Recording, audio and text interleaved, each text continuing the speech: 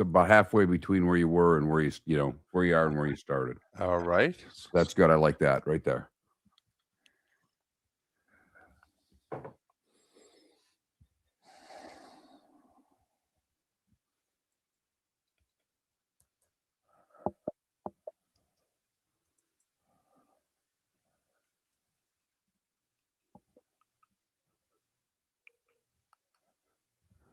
And Jay, the answer is no, we're not coming on early today.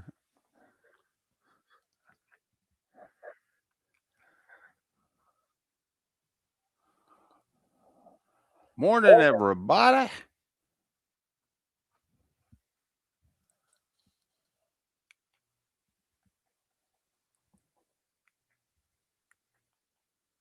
Want me to go back down?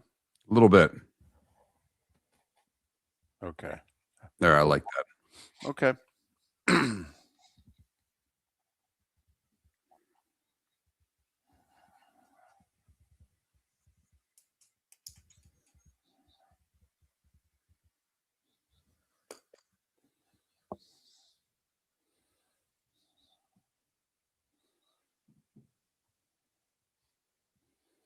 Don't have to yell at me, Paula. It's a little early to be yelling.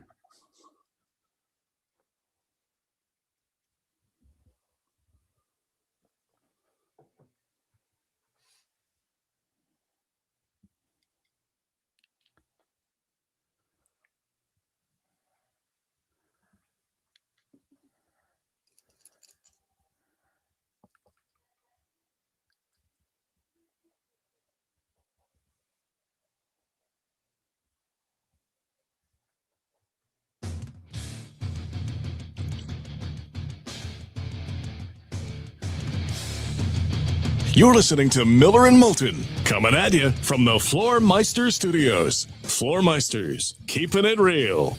And now, here's Mark Miller and David Moulton. Top of the morning to you on this Friday. There will be a little football with it, but a lot of baseball, basketball, and hockey. Hope you're ready. How the heck are you? Miller and Moulton, millerandmoulton.com, Miller_Moulton on X. Boy, certain teams just to keep on keeping on. Talking about you, Cubs. Talking about you, Rays. Talking about you, Carolina Hurricanes. Good morning, Mark. How are you? Good morning, David. Happy Friday to you. Yeah. Obviously, the Rays and Cubs in baseball are killing it, but the Carolina Hurricanes, the team no one really talked about heading into the postseason, have now won, and there are a bunch of teams that have done 8. There's one that has done 9, but this is the third longest streak in terms of games in playoff history. 7 in a row for the Carolina Hurricanes, and they've barely trailed in the 7 in a row. I mean, they were down 2-spit to Philadelphia in game 2, came back, forced overtime, and won. But other than that, I don't think they've trailed in a game. No, they didn't trail against Ottawa. They didn't trail in games 1 and 3 against Philly. I mean, they didn't get the tying goal till about midway through the third in game 2, but yes. That's the only game that they've trailed it. I mean, they've played 7 games. They've trailed for 45 minutes, 48 minutes, something like that. But yeah, it's been an impressive performance. And Mark, on top of the 7-0, they're apparently only the 4th team to win the 7 playoff games in a row and give up 10 goals or less while doing the 7-0 in 7 games. They've given up, I believe, 8 goals so far in the playoffs. 8 goals. You add up the overtime, I think that means their goals against is right around 1. Because remember, the overtime in game 2 against Philly took nearly the whole overtime. Right. So, anyway, hasn't been done in the NHL. What Carolina has just done has not been done in the NHL since 1994. But a little closer to home, the Tampa Bay Rays, last night, tie game, head into the late innings, and they just decide it's time for us to score runs. And the pitching did a good enough job holding Boston to 3, But if you look at this little streak that the Rays had, David, when you mentioned it yesterday when we had Steve Carney on, we're like, where's the pitching? Because they're scoring a lot of runs. Well, ironically, David, during the long streak where they've only lost one now, what, in their last 14? Yeah, it's either 12 of 13 or 13 of 14, yeah. But they haven't scored a bunch of runs in that. It's been a lot of 3-1 games. It's been, so for last night for the bats to help out the pitching a little bit and say, we got you covered here at the end of the game. We got you 3 in the 6th and then a couple more added on late. So, man, oh man, yesterday a question, or maybe Wednesday, a question was asked of us, David, about the Rays. Are they an average team who's playing really well, or are they better than we thought? And my answer was yes. I'm still sticking with that answer, but I'm starting to lean towards the latter.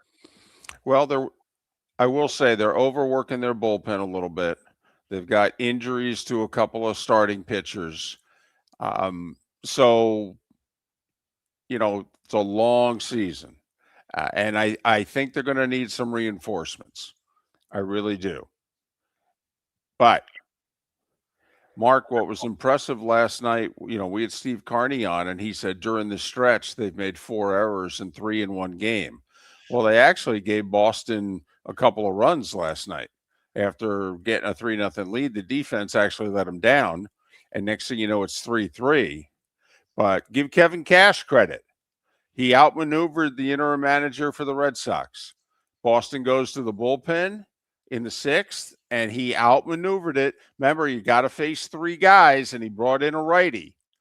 And so he didn't start Chandler Simpson. And he made sure Chandler Simpson was the 3rd batter that the righty reliever was going to face. And it turned out he faced him at a key spot, and Simpson lined a single up the middle with the bases loaded. Simpson comes off the bench to have 2 hits and 3 RBIs, and showing, Mark, a little bit of the depth of the Rays lineup. There's only 2 or 3 guys who can hit it over the wall, but they got a couple of punch and Judy guys who will wear you out. So nice win last night for Tampa. The hoop last night, home teams win. And we mentioned this yesterday too. Not necessarily to have to talk about Detroit, David, but Cleveland now with some pressure. Look, they're going home. They can win 2. They can get right back in this series. Not by any means saying this series is over. But what we said yesterday is if Detroit gets it done, the pressure is squarely on the shoulders of the Cleveland Cavaliers. And last night, it was a tight game. I mean, another 10-point game, David, but it was a closer game than that. I watched a good chunk of the second half. Cleveland came back. They were right there. It was a close game. And it was a lot of Detroit defense. It really was. But Harden's not a young man anymore. Oh, and Harden thought he could just be James Harden and get through Detroit. And Detroit said, dude, we got you. Mark, you're not crossing us over. You're not going around us. You're not doing a damn thing. I think he has more turnovers than assists. Never mind the fact that he's not really scoring. Harden was their big acquisition, Cleveland, and James Harden is not getting it done against Detroit. And very quietly, Mark, even though 4 of the 5 games have been at home, the Pistons quietly have won 5 in a row from when they were down 3-1 against Orlando, and they are getting their mojo back, if you know what I mean. They got their confidence back now. They are the 1 seed now. Yes, and they get their confidence from defense and rebounding, and it's they need more shooting. They do. I mean, they're not gonna. They might beat Cleveland. They might get the Knicks and go on to the final. But in order to compete with the San Antonios and the OKCs, they're going to need more shooting. But their mojo comes from their defense, and some people who like the Pistons who pay attention to our show. We're getting upset, not with us, as some discussions were going on. This team choked and that team did that. And I think there's a little, I get it if I'm a Piston fan, because I don't care about the NBA the way I once did. But David, I watched that game last night. That wasn't Cleveland giving the game away. That was Detroit taking the game from Cleveland late. They did it with defense. Well, and they did it again, Mark, because it wasn't game 2 very similar to game 1. Yeah. A little bit bigger early lead for Detroit in game 1 that Cleveland had to whittle down, but they did. They got to within 1. And then when the game was on the line midway through the fourth quarter, it was Detroit getting stops and Detroit getting buckets. And sure enough, last night, it's like a 3-point game with 8 minutes to go. And guess what starts to happen? Detroit starts getting stops and Detroit starts getting some key buckets. And next thing you know, you look up, all right, and they have more than armbarred the Cavs, and Cleveland's in trouble, and Detroit can hold on and win another playoff game by 10, even though the game was closer than that. But, man, we said it. Sometimes it's your turn to win, and this was supposed to be Cleveland's turn to win. And it ain't happening. And this is when teams get blown up. Well, and David, the other thing to me is, and I blame myself here because I picked Cleveland and they still could come back, but it's tough after being down 2-0. But one of the things maybe I should have paid more attention to, and I took too much into Orlando getting Detroit early, is that the same comments you mentioned, in Detroit won with defense. They did. That's their MO. That's who they are. That's their DNA when it gets down to it. But David, to your comment that you made before the NCAA tournament, good offensive teams decide to play defense. Well, on that same note, I watched Detroit and Cleveland a couple of times late in the season, and maybe Detroit didn't bring everything in those games. Maybe they did and lost. But maybe they didn't bring everything because they ratcheted up their defense another notch in games 1 and 2. And Cleveland, almost in those regular season games was giving everything they got to Detroit to prove to themselves and anyone else that they were better. And Detroit's like, these go to 11. We've got another gear here if you've won it. And that's impressed me about Detroit so far in these first 2 games. Well, and now it's Cleveland's turn, and they have no margin for error at home. So, and I don't want to do this, David, but I feel I'm obligated. There's one other game we haven't talked about, and no one wants to hear about him because you can turn on any show across the country at any time, and they will talk about this team and this guy. But, David, I understand how coaches work. I do. I get it. So I probably should not bring this up with seriousness to it. So I will do my best to not take it as seriously as I did. But David, I didn't stay up for the whole Laker game. Laker OKC game. I didn't care. I really didn't. It was late. But when I get up and I see that not only did Oklahoma City win, but they covered. But the headline is Laker head coach J.J. Redick and his comments after the game. Now, I want everybody, because I'm guessing a lot of you that are up with us for the first segment of the show didn't make it for the whole game last night. LeBron has the worst whistle of any star player I've ever seen. I get it. I know they're lobbying for game 3. I understand, David. That's how the NBA works. It's worked that way for, my goodness, 30, 40 years. LeBron has the worst whistle of any star player I've ever seen. Are you kidding me, J.J. Redick? You can say that with a straight face and get all the way back to the locker room? Mark, he just left out one key part, okay? Comma, in Oklahoma City, comma. That's all that was missing, okay? Because if he had added that, that's correct. Otherwise, oofta. Wow. That was a new one for me. I mean, that one, I paused. I went, did he really say that? Michael Jordan heard that and said, figures, came from a Duke guy. Well played. Thank you. That's really well played. That's a solid line. for 6:13 in the morning.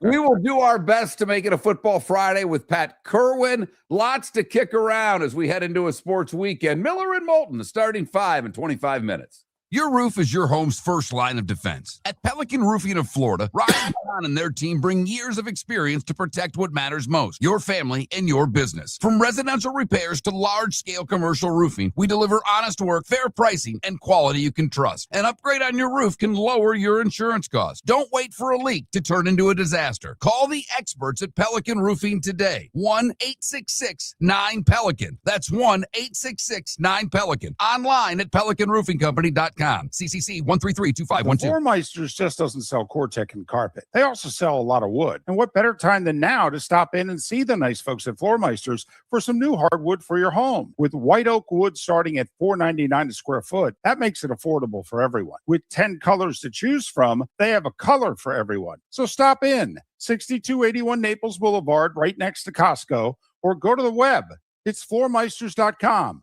Floormeisters.com. Floor Meisters, just keeping it real. American Paint Supplies is your one-stop shop for all your coating needs and has been for 30 years. American Paint Supplies is also your #1 Festool dealer in Southwest Florida. If you are a builder, cabinet maker, painter, or power tool enthusiast, Festool craftsmanship can be found at American Paint Supplies. Celebrating 30 years of service, and Festool is celebrating 100 years of excellence. Come to American Paint Supply for a perfect pairing of service and expertise on 6100 Shirley Street, Naples, off of Pine Ridge, or online at AmericanPaintSupplies.net. The Cape Coral Police Department is growing, and they want you to be a part of it. They're hiring new officers. Starting pay is between $74,000 and $90,000, depending on your experience. And with a $10,000 hiring bonus, you could be making $100,000. Enjoy paid holidays, off-duty details, plenty of OT opportunities. They're also hiring dispatchers and professional staff. So go to CapeCops.com. CapeCops.com. Be brave, be best,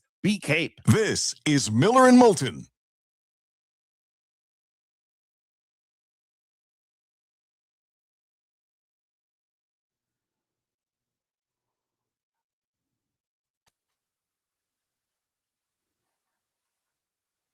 No, DC, I don't. And I don't want him here. I could probably make arrangements. It would be tough I'd have to get another camera, and they literally couldn't. Why are you doing that to me, DC? Why?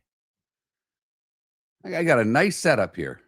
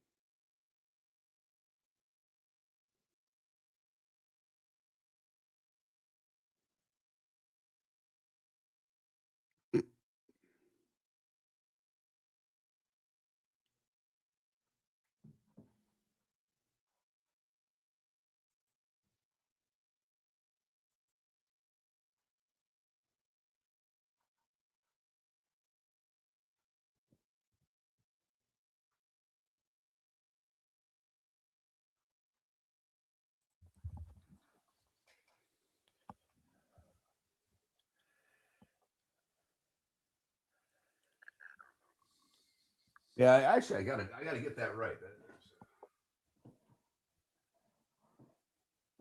I gotta double that up.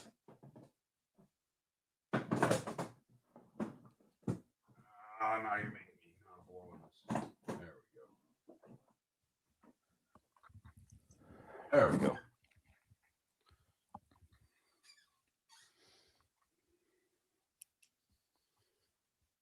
I actually got to bring my Penelope bourbon up and put it on the bourbon shelf with Secretariat there. That one of our listeners sent me, who actually lost his sister to cancer, and his brother-in-law works for Penelope, and they came up with a F cancer bottle that they do every year, and he sent me a couple. I got to get that up there. Shimko, we did. It was 2 questions. One about Ted Turner, and what about college football? Jay Gunn, no. The answer is no. And they never really said they didn't want me there, but it's a new company and it's just not the same, I don't know, reception that we had from the other place. I mean, they've been very kind. They helped out. They're going to allow us to, put one of their employees in there. But they wouldn't allow a camera to hook up to their equipment. They wouldn't allow us to put our computer in there to run our commercial spots.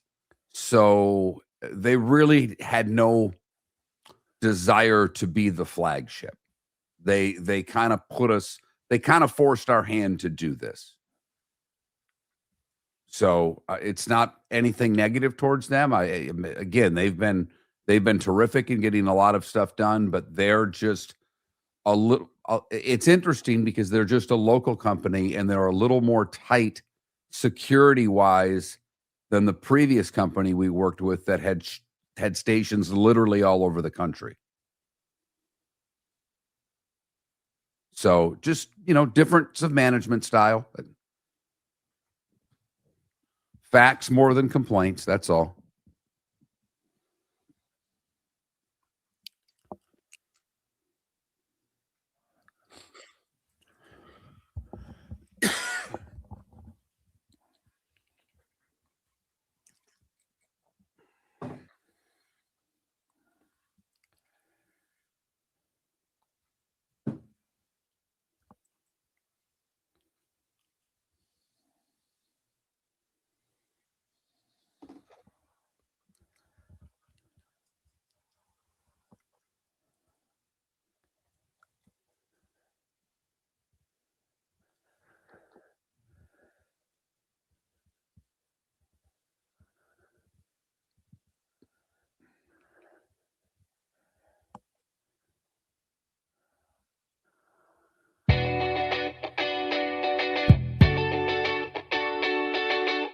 You're listening to Miller and Moulton.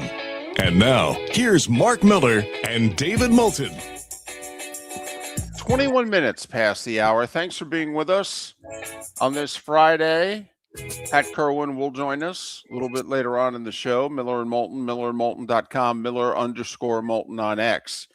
Listen, I don't want to get too nitty-gritty, too into the numbers. But one of the questions that the baseball folks are asking out loud right now is this parity or is it mediocrity? My vote's for mediocrity. Here's why. Now, we did have 2 key wins by American League teams yesterday. So, Mark, we're at a season high 4 American League teams above 500. Congratulations to both the Athletics and Guardians for winning last night to bringing us doubling the number of teams in the American League above 500. But, Mark, you and I put some credence in run differential. We put some credence in goal differential in hockey. We think over the long haul that it will show you whether or not someone is a pretender or a contender, or is just finding a way to lose all the close games and win all the multi-run games. Well, Mark, there's only 4 teams in the American League that have a positive run differential. And by the way, it's not the 4 teams that are above 500. In fact, only 2 of the 4 teams in the American League that are above 500 have a positive run differential. Right. Aren't Detroit and the Twins the other 2? At least they were yesterday. Yeah, the Twins were there, but they lost a 15-2 game a couple days ago. Okay. So now it's the Mariners and the Tigers. Gotcha. But it's single digits and low single digits. I mean, Detroit was 2. I don't know if that's still the number, but they're very low single digits. And that's, I've been looking at Seattle. That's why I still think they're the team to beat in that division. Yeah, Seattle's +4, Detroit's +6 for what it's worth. In the National League, here's what's interesting. You have 8 teams above 500. Do you know how many teams have a positive run differential? 6. Look at Sorry. that. Oh no, I thought it was a Q&A for me, so I jumped in. I timed it right. I'm happy with that. Now the Cards are dead even. Okay. You know, the second place team in the NL Central is dead even. But Mark, I think it's mediocrity. I mean, we're almost at the quarter pole. We'll basically be at the quarter pole by the end of this weekend. When we come on the air Monday, most every team will be right around 40, 41 games played.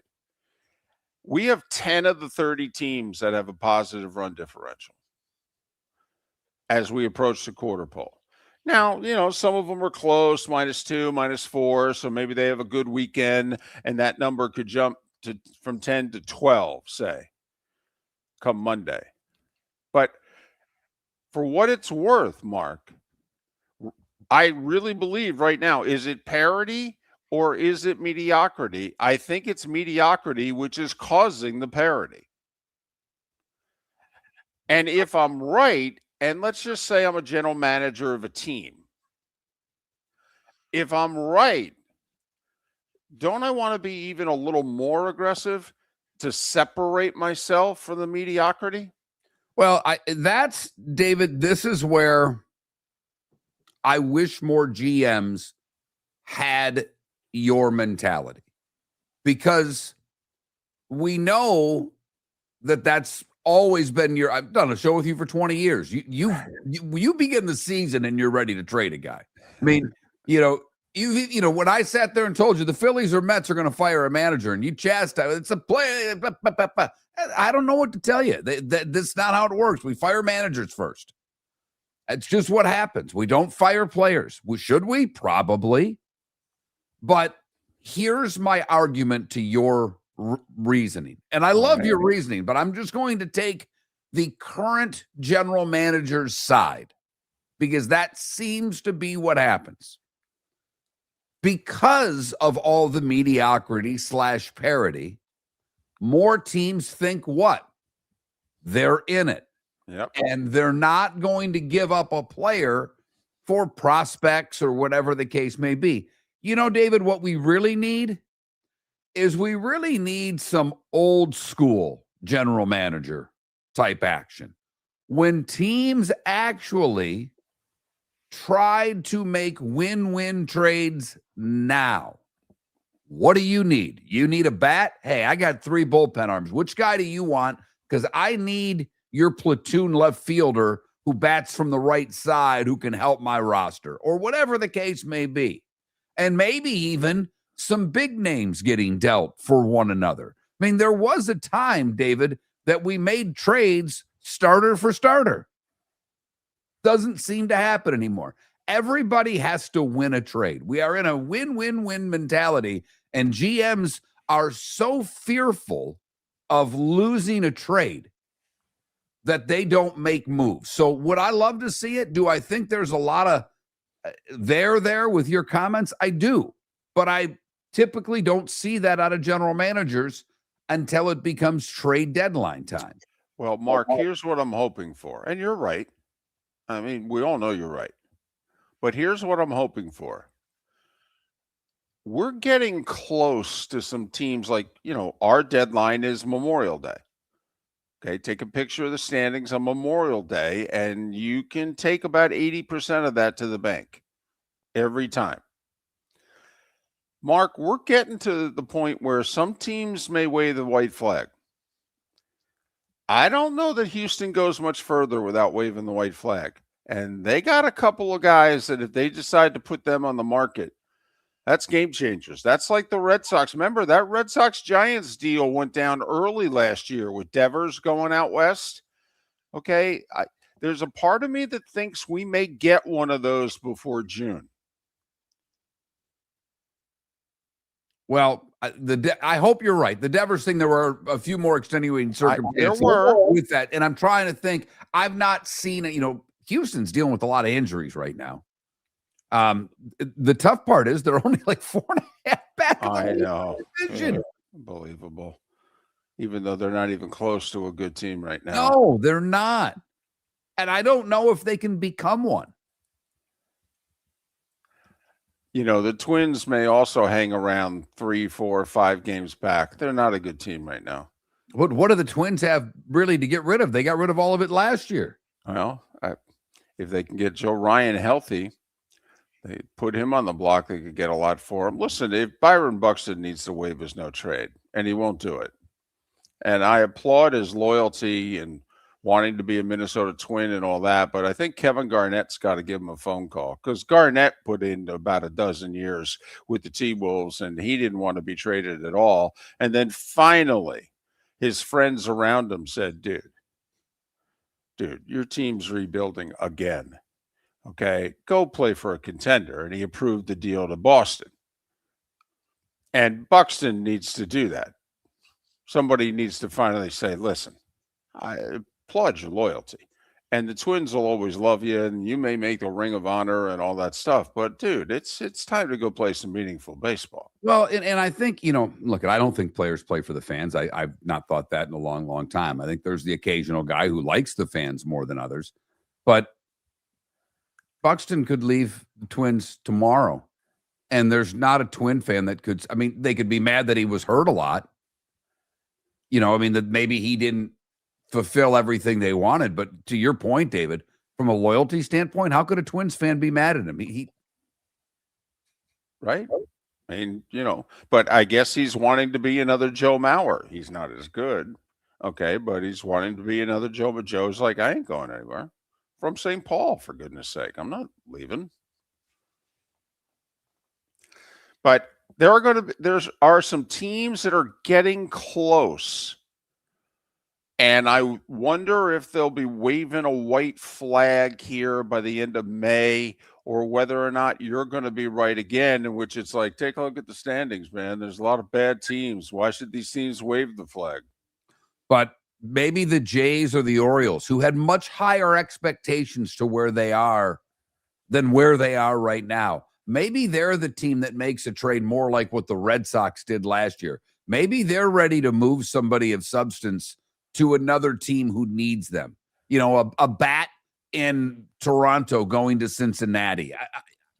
Mark, you just hit it. Baltimore could trade a bat to Cincinnati. Right. And since he could give him some pitching, because it's what both teams need.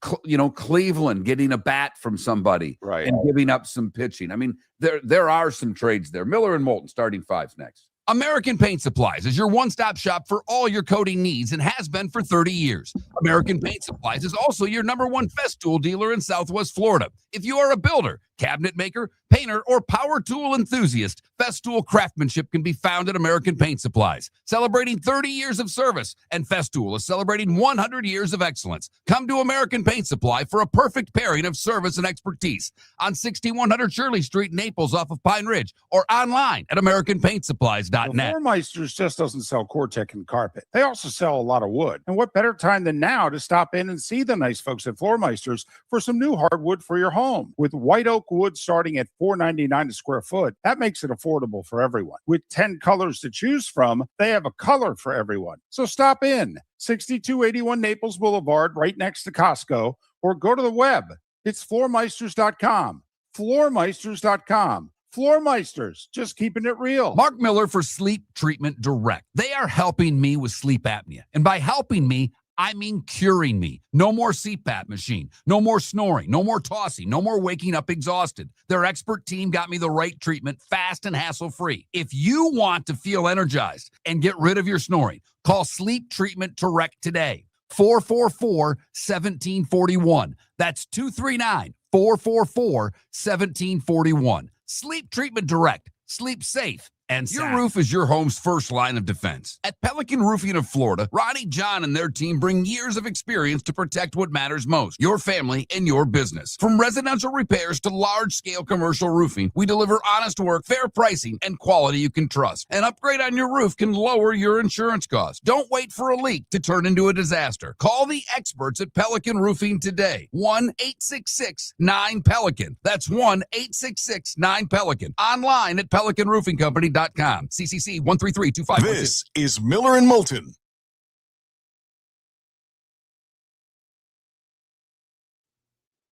I know you're just kind of talking, Sonny, because you got your own show going there, but we never mentioned the Rays. We're not talking about the Rays. We're talking about teams that are struggling. The Rays are obviously quite the opposite. I mean, we began the show talking about how well they're playing. So we're not talking about the Rays. We're talking about the teams that are bad right now. The Rays are the opposite of that. They're, I believe, the fourth best team in the game. They might even be third after last night. I know in the loss column, they're first because all the four top teams have only lost 12 games. The Rays, the Yankees, the Cubs, and the Braves all have 12 losses. The Braves, Cubs, and Yanks all have 26 wins, and the Rays have 25, so they're a half game back, of the best record in the game right now. So that's not at all who we're talking about, not even close.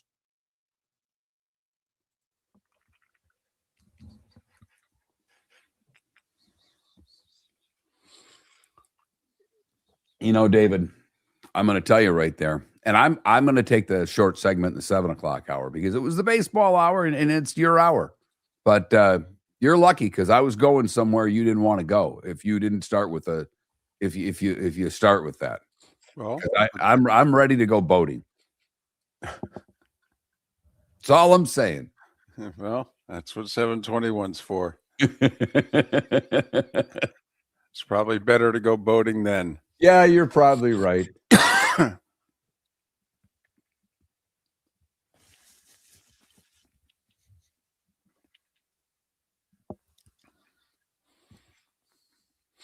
DC, can I just throw this out there about Buxton?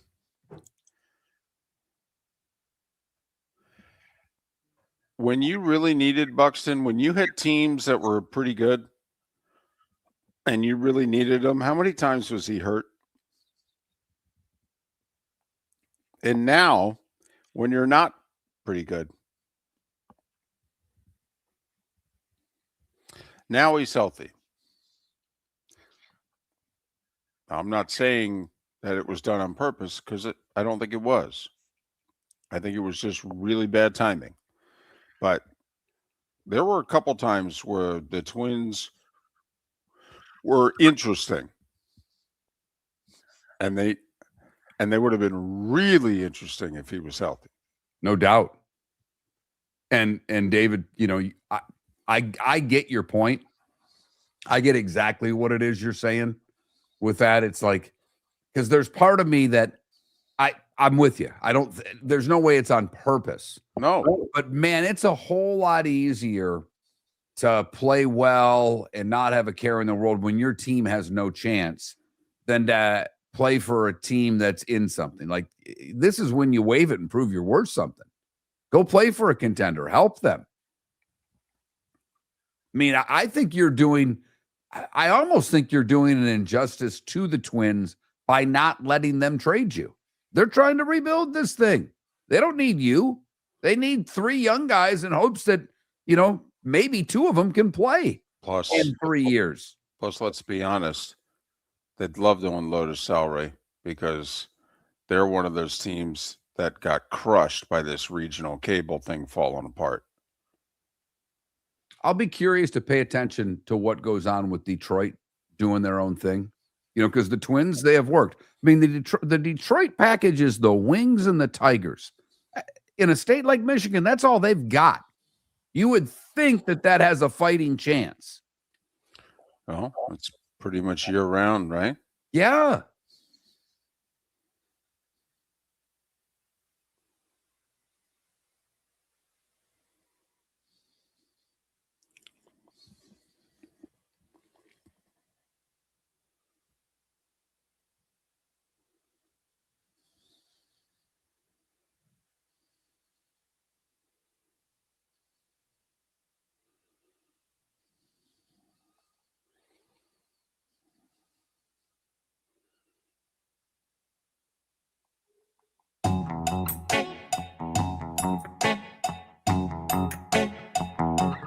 You're listening to Miller and Moulton. And now, here's Mark Miller and David Moulton. 22 minutes till the top of the hour. Miller and Moulton, millerandmoulton.com, Miller_Moulton on X. Pat Kirwan, a little more than an hour. So there. There's always stuff to talk about. They did at least come out yesterday and say the schedule will be released next week? Well, I mean, I don't say they have to because it's the NFL and they can do whatever they want. But I think the TV, mainly, I think ESPN called them and said, come on, you're going to delay this a week. We have to promote the 2 hours we are going to dedicate to you releasing your schedule and talk about nothing for 2 whole hours about your league. But we've got to plan it and promote it so people watch. You can't delay it a week, okay? All the networks are like, we're about ready to start leaking games. Okay, we can't leak for 2 weeks. We can only leak for like half a week. I think early next week is what do they call it in the industry? It's like reveals. It's when the networks woo the advertisers and they say They this bring is everybody in. Yeah. And a lot of meetings. right. I think it's next week. I don't think it's happened this week. I think it's next week. I think it's like Monday and Tuesday and Wednesday.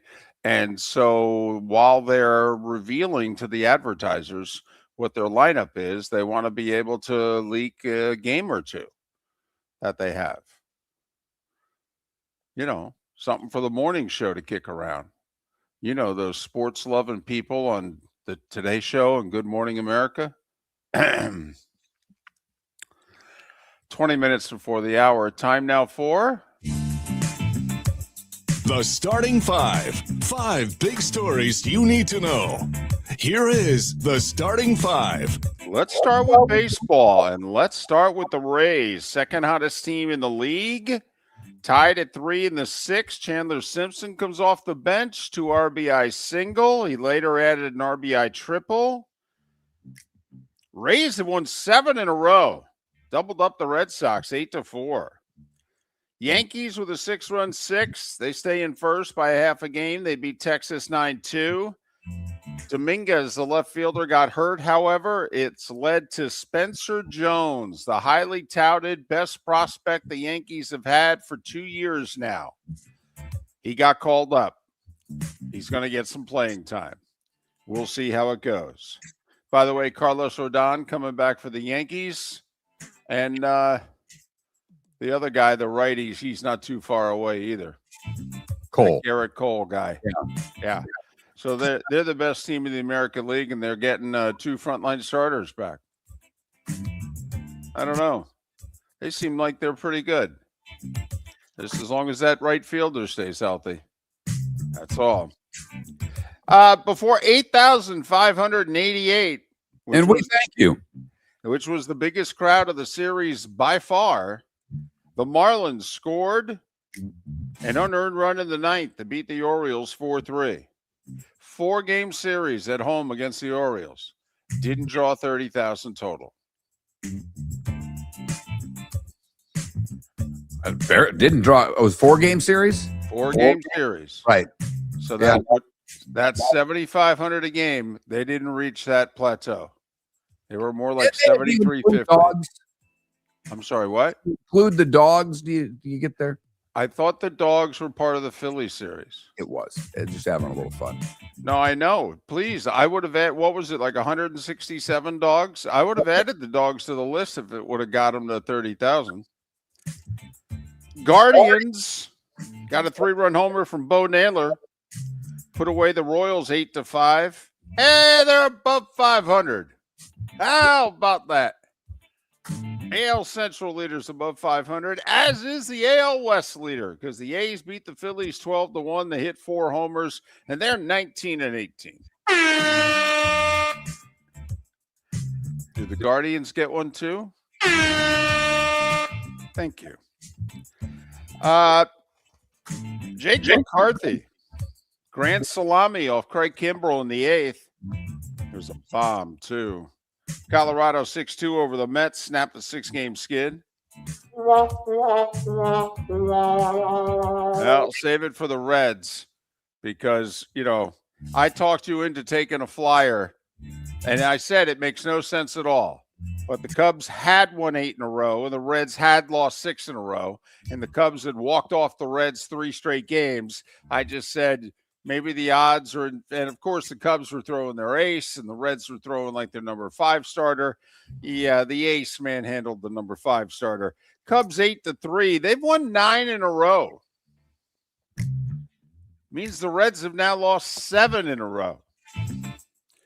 I'll say it again. A week ago today, the Reds were in first. Mark, I think they're 6 back. That's what happens when one team wins every game for a week and you lose every game for a week. Their 6 back would still be leading both the AL Central and AL West. Brandon Lau homered. Pirates 4-2 over Arizona. So we're not giving up on our Reds, are we? No. Okay. Just want to make sure. Cardinals held the Padres to 4 hits. Beat them 2-1. Both teams are 22-15 on the season. And finally, Kybert with a homer and 4 RBIs for the Nats. Kybert Ruiz. Washington 7-5 over the Twins. Ladies and gentlemen, the Washington Nationals are in second place in the National League East. The Washington Nationals. That's how lousy the Phillies, Mets, and in the last week, the Marlins have been. NBA. Pistons getting it done, man. Pulling away from Cleveland midway through the fourth quarter again. Cade Cunningham, 25 points, 10 assists. 107-97 Pistons. They're up 2 spit on the Cavs despite Donovan Mitchell's 31 points. I will say Tobias Harris 21, Duncan Robinson 17. That's why they won. I mean, Cade's getting it done, but he needed help. He didn't get any help in the first part of the Orlando series. He's starting to get some help now offensively. Well, we'll see if the help can still be there when you go on the road. Because even the road win in Orlando, they only scored 92 points. You know, they've been scoring nearly 110 here these last couple of games. Don't know if that continues in Cleveland. Also, will we ever have a James Harden sighting in this series? Because the 36-year-old is looking 56. 10 points last night on 3 of 13 shooting. Did not make a 3. More turnovers than assists again. Lakers and OKC were tied at the half. And then OKC with a dominant third quarter where they outscored them by 14. Thunder 125, Lakers 107. Another win, another cover. After the game, the Lakers bent out of shape at the officiating. Redick and Austin Reeves lecturing the officials at midcourt at the end of the game. And then they raced to the microphone to tell everybody what they said. LeBron got 4 free throws, David. I'm going to put the over-under on game 3 at 9.5. He'll have that in the first half. Both the Pistons and OKC, number 1 seeds, both up 2 spit. Knicks, underdogs in Philadelphia. Sixers, a 1.5 favorite tonight, trying to get back in that series down 2-0. And the only 1-1 series we got. Spurs and Timberwolves. Scene shifts to Minneapolis. San Antonio, a 4.5-point road favorite. Both games, 7 and 9:30, once again on Amazon Prime. Carolina outclassing Philly. Doesn't help that the Flyers got undisciplined. Deciding point in the game, mid-second. Flyers were on a power play. Carolina scored a shorthanded goal. Then Philly started taking penalties. Carolina with 2 power play goals. So special teams the difference. Carolina 4-1 over Philly. Carolina is 7-0 in the playoffs. They've given up 8 goals. You know, we got someone posted on X to us, or, not direct message, but included us on a post that they were very upset about the goaltender interference call on Philadelphia. Watch the replay. Did Anderson move his right skate out a little bit as he came in? Yes. But was the Philadelphia player in the blue paint? Yes. Oh, it's funny. I didn't think so.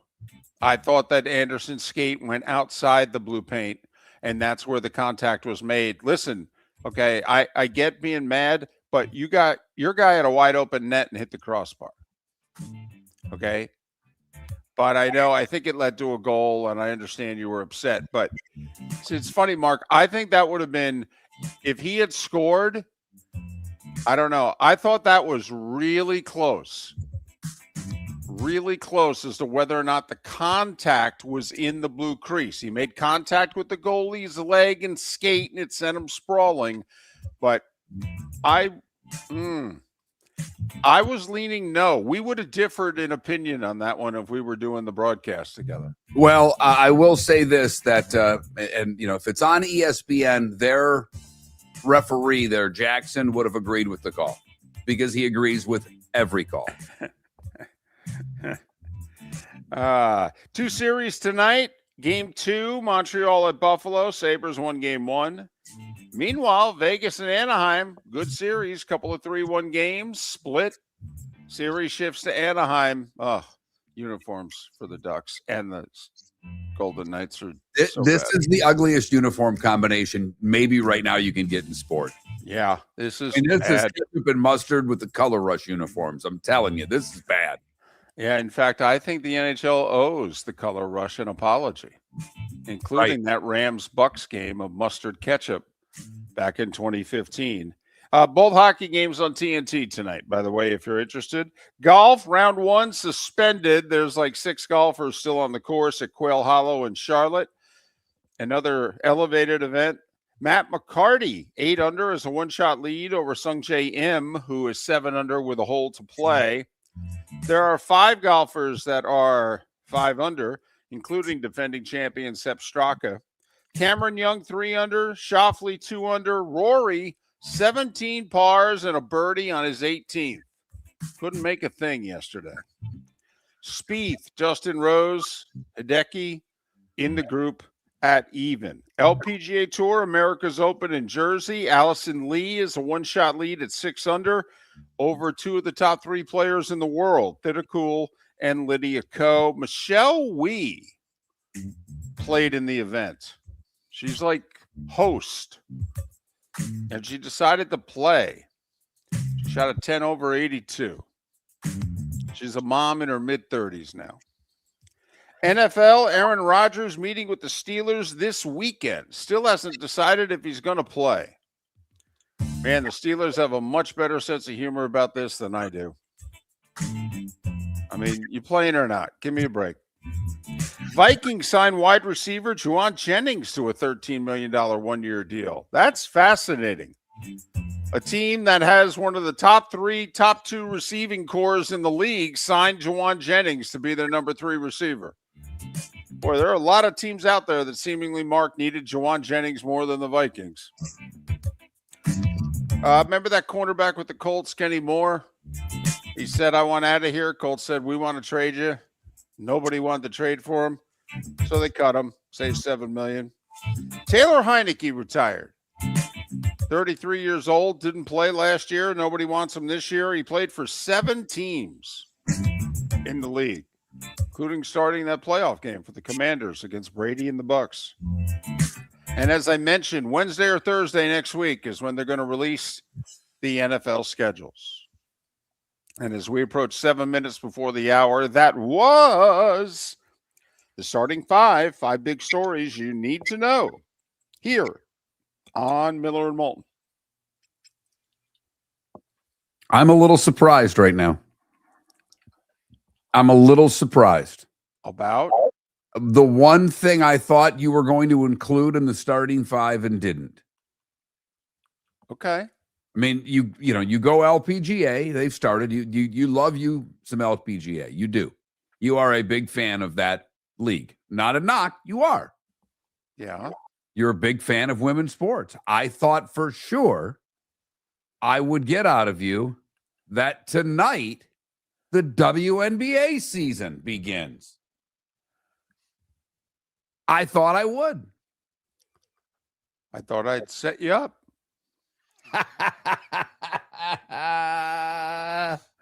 Thank you, David. I appreciate that. I really do. Because now I know we'll spend a lot of time on it.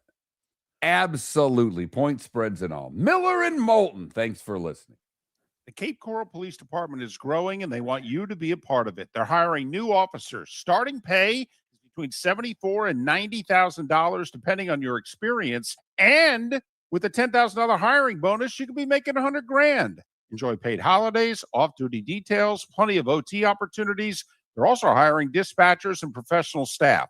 So go to capecops.com. Capecops.com. Be brave, be best, be Cape. Your roof is your home's first line of defense. At Pelican Roofing of Florida, Ronnie John and their team bring years of experience to protect what matters most, your family and your business. From residential repairs to large-scale commercial roofing, we deliver honest work, fair pricing, and quality you can trust. An upgrade on your roof can lower your insurance costs. Don't wait for a leak to turn into a disaster. Call the experts at Pelican Roofing today. 1-866-9-PELICAN. That's 1-866-9-PELICAN. Online at pelicanroofingcompany.com. CCC 1332512. Floor Meisters just doesn't sell Cortec and carpet. They also sell a lot of wood. And what better time than now to stop in and see the nice folks at Floor Meisters for some new hardwood for your home. With white oak wood starting at $4.99 a square foot, that makes it affordable for everyone. With 10 colors to choose from, they have a color for everyone. So stop in. 6281 Naples Boulevard, right next to Costco, or go to the web. It's floormeisters.com. Floormeisters.com. Floor Meisters, just keeping it real. American Paint Supplies, celebrating 30 years in Naples, is proud to be the exclusive Farrow & Ball dealer in Southwest Florida. The best thing to come from the UK since the Beatles, Farrow & Ball has the colors and paints at American Paint Supplies. See why all the designers and painters choose Farrow & Ball. For 30 years, American Paint Supplies provides the perfect pairing of service and expertise. On 6100 Shirley Street in Naples off of Pine Ridge, or online at AmericanPaintSupplies.net. American Paint Supplies is your one-stop shop for all your coating needs. Mark Miller for Sleep Treatment Direct. They are helping me with sleep apnea. And by helping me, I mean curing me. No more CPAP machine. No more snoring. No more tossing. No more waking up exhausted. Their expert team got me the right treatment, fast and hassle-free. If you want to feel energized and get rid of your snoring, call Sleep Treatment Direct today. 444-1741. That's 239-444-1741. Sleep Treatment Direct. Sleep safe and sound. If you're a business who targets men, please know there is no better and more economical way to reach your target audience than us at Miller & Moulton. So let us help you make money. You can reach out to Mark at that Mark Miller or me at the David Moulton on X, or text us at 21,000. We have a proven product, a good reputation, and lots of quality segments that we can attach your company's name to. Miller & Moulton, we're like that old pizza box. You've had the rest, now try the best. Miller & Moulton, millerandmoulton.com. This is Miller and Moulton.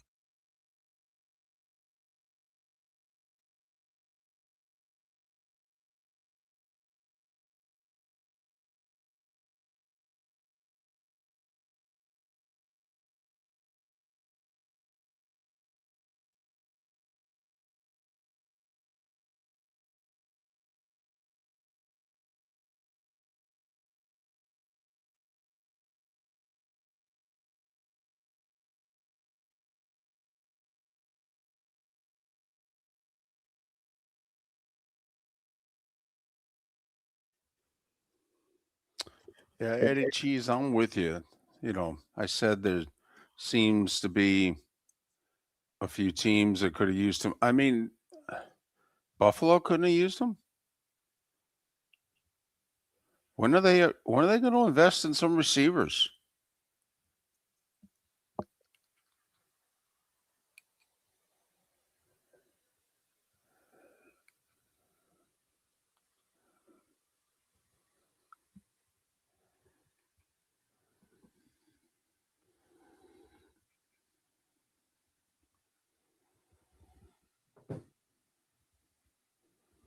I just don't. How could the Browns not sign Jawan Jennings? I mean,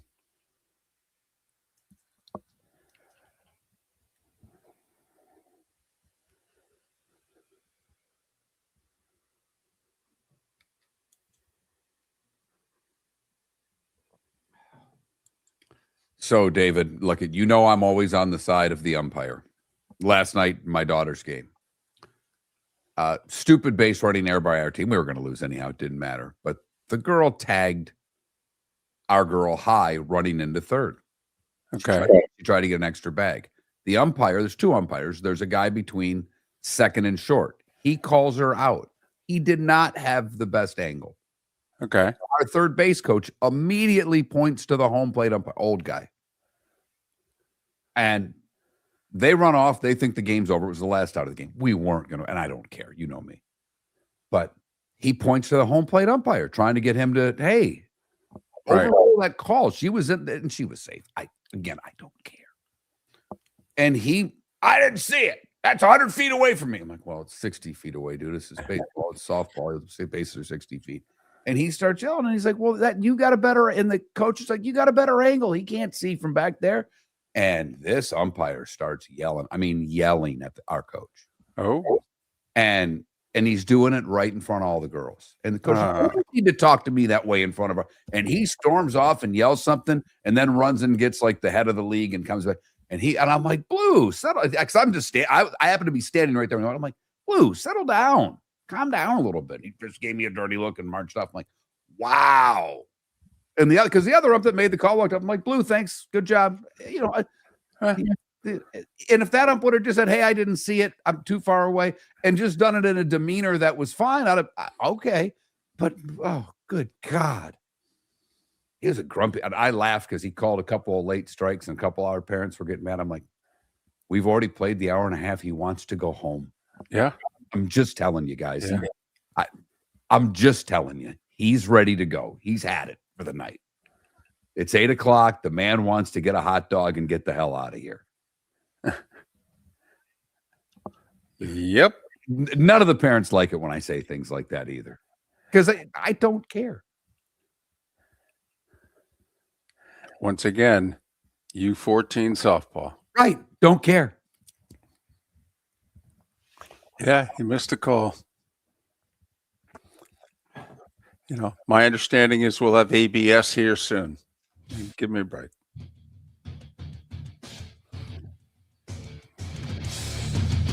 You're listening to Miller and Moulton, coming at you from the Floor Meister Studios. Floor Meisters, keeping it real. And now, here's Mark Miller and David Moulton. Hour 2 of Miller and Moulton on this Friday. Pat Kirwan in an hour. We'll go boating in 20 minutes. That's what I've been told. Miller and Moulton, millerandmoulton.com, Miller_Moulton on X. Don't know how we do it on the radio, but listen, I trust my co-host implicitly. So that's what he said. We're going boating in 20 minutes. I went, all right, take me for a ride. Who doesn't like going boating? That's true. And besides, how many of us don't want to work today and want to go boating? So I hear you. So I got a DM on X, David, and I didn't have a chance to check it. I wish he would have just forwarded me where this came from, where the information came from. Maybe he did it himself. But, David, according to what I have in front of me, okay, last night was James Harden's 182nd career playoff game. That's a lot. It was the 36th time he had made 3 or fewer field goals, which is 20% of his playoff games. Right. It was the 46th time that he's had as many or more turnovers than made field goals, which has happened in a quarter of the playoff games that he's played in. So somebody's trying to say that James Harden's not a good playoff player. That's what they're trying to say. Right. And this was, you and I did question the move. Now, the player that they traded there when Harden went, the Clippers seemed to have it going on when they dealt Harden. And they traded him for an injured player that we thought was better, but he was injured. My name, the guy escapes me that they traded him to Cleveland for, who was younger, but he was hurt. And now I'm just, But Cleveland was going all in. Yeah. This was a move that the Cavs made because, we don't spend a ton of time talking about the NBA, but it's the playoffs. There are two teams in the East that have essentially pushed their chips to the middle and said it's championship round or bust. Yeah, Darius was thank you, Eddie. All right. So the Cavs and the Knicks pushed their chips to the middle. They sure have. Because we had a Celtic team that without Tatum, and I know he came back, but there was an opportunity in the East. And even though the Pistons for the majority of the year really were in that one hole, they hadn't done anything in the postseason, so no one was really buying the Pistons long term. Right. Plus, they're 2 years removed from losing over 60 games. So, in a way, especially once they got by Orlando, in a way, they're playing with house money. Yes, they are. But the Cavs and the Knicks are at a spot that if they don't win, well, now what? Yeah. Now what? In Cleveland's case, it'll cost another coach their job, and they'll probably trade a couple guys. In the Knicks' case, I don't think it'll cost Mike Brown his job, considering they fired Tibbs after last year. But they will break up this core. What that entails, I have no idea. But it was all supposed to crystallize this year. And if you think about it, the East is also falling apart for them again, just like it did last year. And they didn't take advantage of it.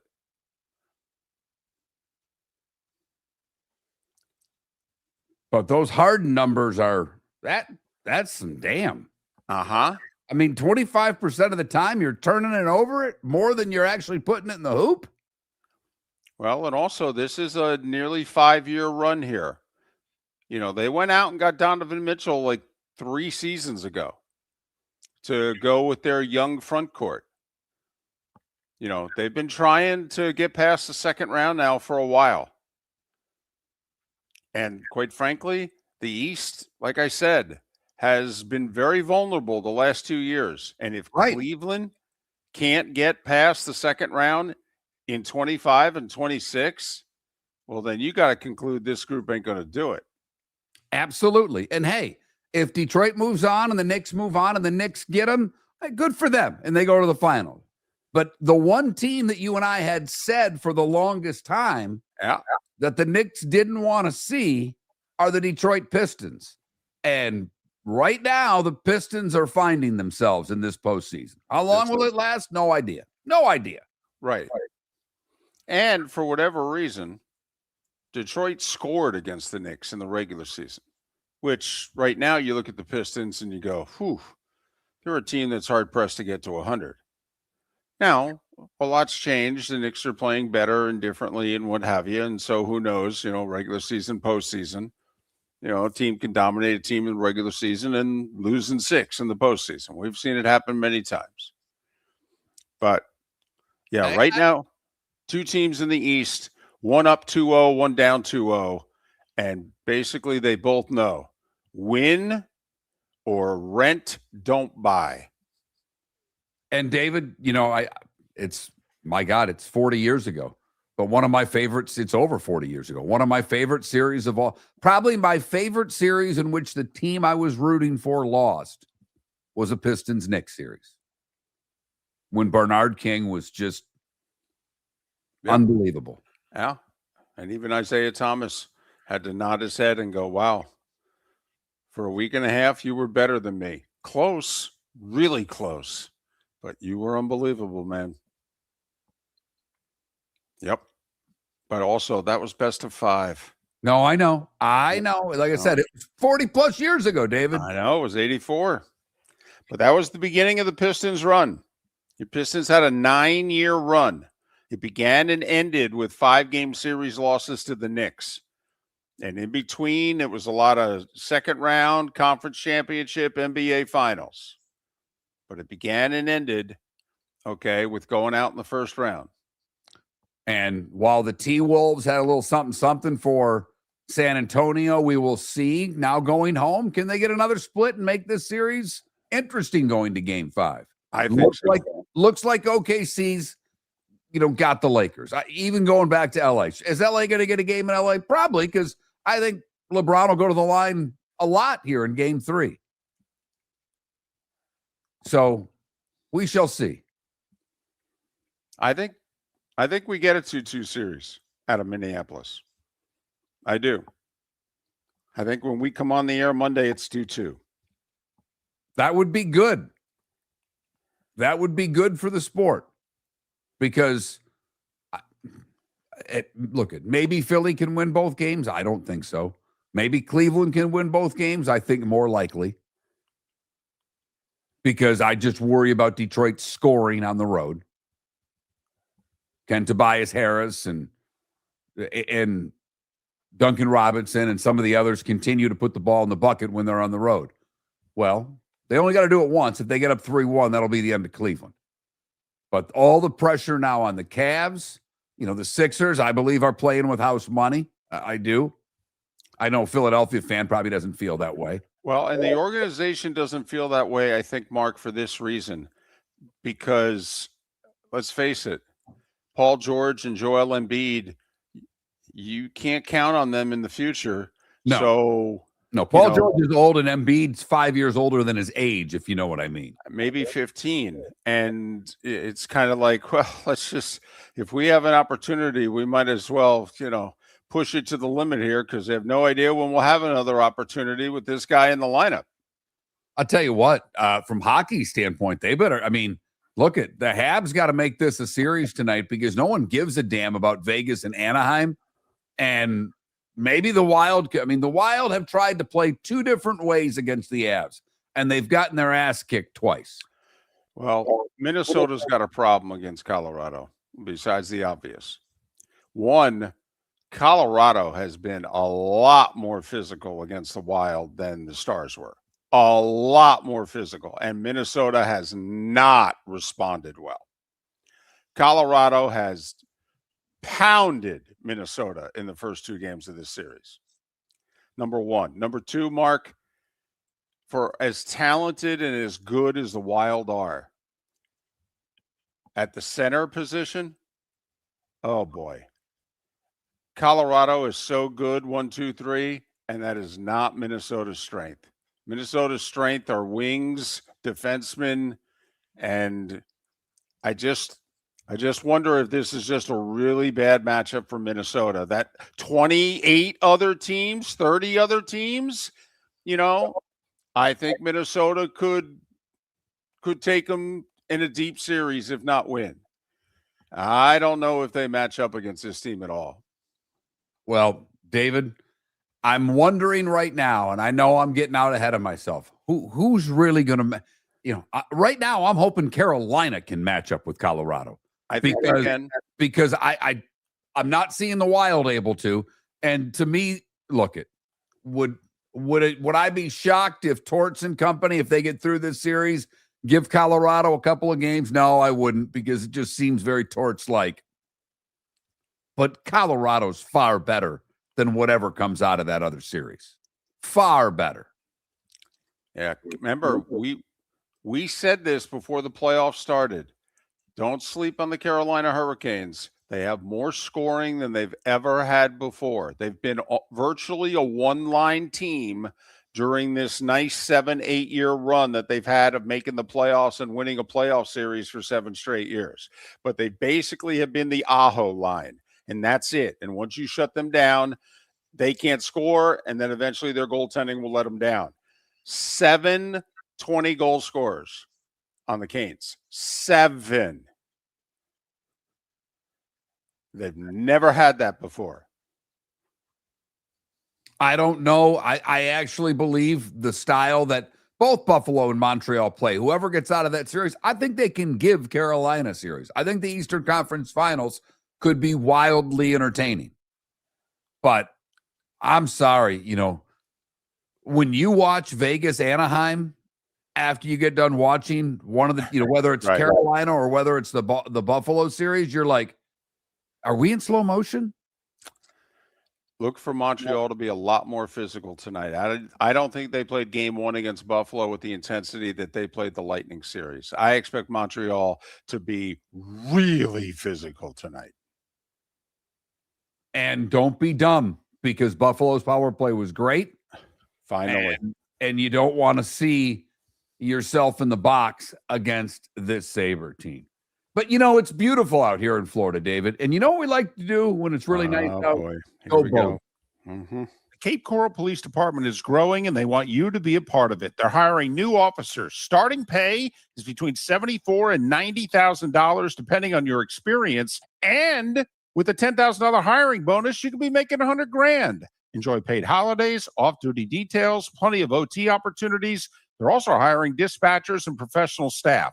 So go to capecops.com. capecops.com. Be brave, be best, be Cape. American Paint Supplies, celebrating 30 years in Naples, is proud to be the exclusive Farrow & Ball dealer in Southwest Florida. The best thing to come from the UK since the Beatles, Farrow & Ball has the colors and paints at American Paint Supplies. See why all the designers and painters choose Farrow & Ball. For 30 years, American Paint Supplies provides the perfect pairing of service and expertise on 6100 Shirley Street in Naples off of Pine Ridge, or online at AmericanPaintSupplies.net. American Paint Supplies is your one-stop shop for all your coating needs. Floor Meisters just doesn't sell Cortec and carpet. They also sell a lot of wood. And what better time than now to stop in and see the nice folks at Floor Meisters for some new hardwood for your home. With white oak wood starting at $4.99 a square foot, that makes it affordable for everyone. With 10 colors to choose from, they have a color for everyone. So stop in, 6281 Naples Boulevard, right next to Costco, or go to the web. It's floormeisters.com. floormeisters.com. Floor Meisters, just keeping it real. Your roof is your home's first line of defense. At Pelican Roofing of Florida, Ronnie John and their team bring years of experience to protect what matters most, your family and your business. From residential repairs to large-scale commercial roofing, we deliver honest work, fair pricing, and quality you can trust. An upgrade on your roof can lower your insurance costs. Don't wait for a leak to turn into a disaster. Call the experts at Pelican Roofing today. 1-866-9-PELICAN. That's 1-866-9-PELICAN. Online at PelicanRoofingCompany.com. CCC 13325. This is Miller and Moulton.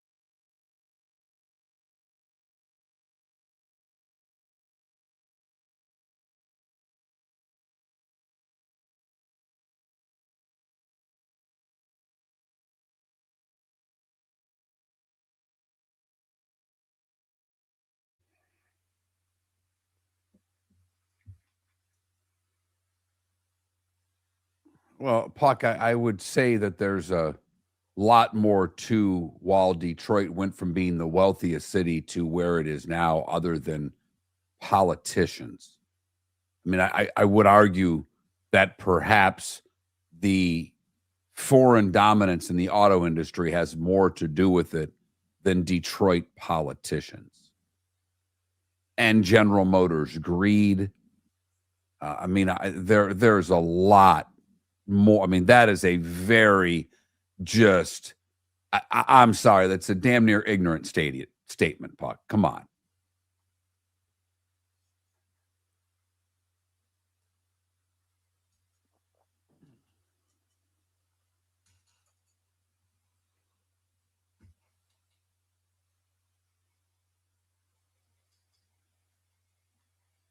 And is Detroit a great city again? No, but Detroit's, trying like hell to rebound.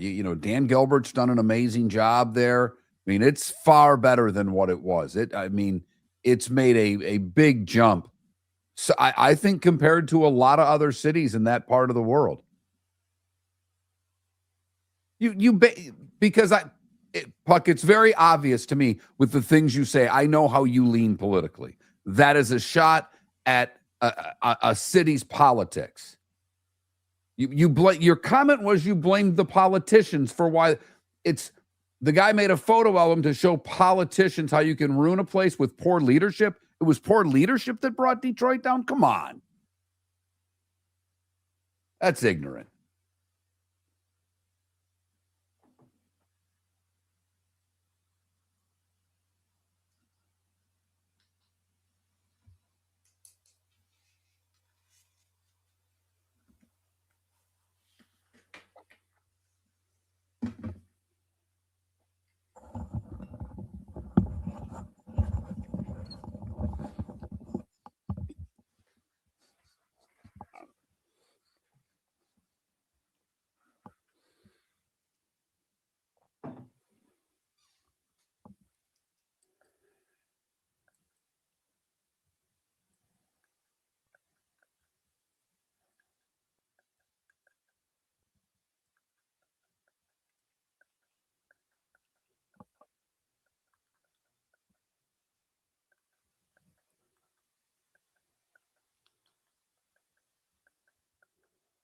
Is Paula getting upset in the Twitch chat room?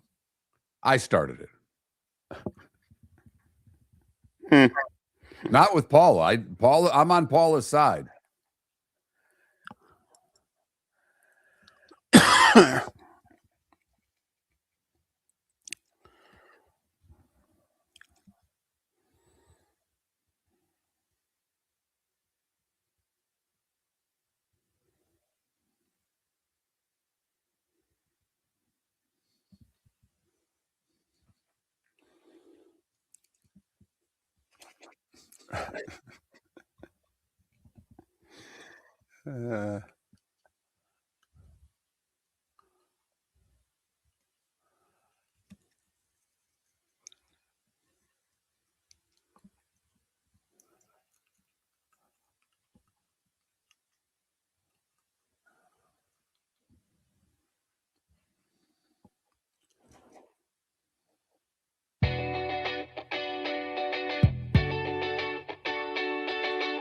You're listening to Miller and Moulton.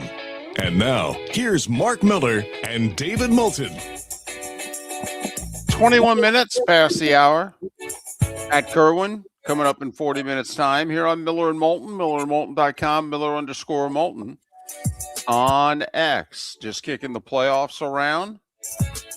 There's a lot of separation even in the second round. Seems as if certain teams in basketball and hockey have kind of reached their wall. Don't know if they can really go any further. And in baseball, damn, Cubs 9 in a row, Rays 7 in a row. You know, with the Cubs doing so well, it does kind of look at they've got a long way to go. But the one thing that's being neglected, and Cubs fans are going to enjoy the fact that this, of all things, is being neglected. There was one team that was supposed to suck this year in the National League, the St. Louis Cardinals. They're 7 games over 500 right now. Yes, it's early and a lot can happen. But, you know, with the Rays off to this unbelievable start and the Cubs playing so well, and look, the Cubs were expected to win that division, so this isn't a huge shock. But, I mean, the Cubs, the Dodgers, the Yankees, or I'm sorry, the Cubs, the Braves, the Yankees, and the Rays, all 12 losses. The Rays have 25 wins, the other 3, 26. So amazing starts by those teams. But the, Cards went 22 and 15. I mean, how about that? Way over their skis as to what expectations were. And yet there's still a divide between the fans and ownership. And they've yet to come out and support the team. It'll be interesting if they can keep it up for another stretch and the weather getting nicer. It's a great baseball city. It's a great fan base, even if they're angry. Will they come out and support this team? All right. When you said over their skis, are those snow skis or water skis? Well, since we're going boating and it's the spring, we'll make them water skis.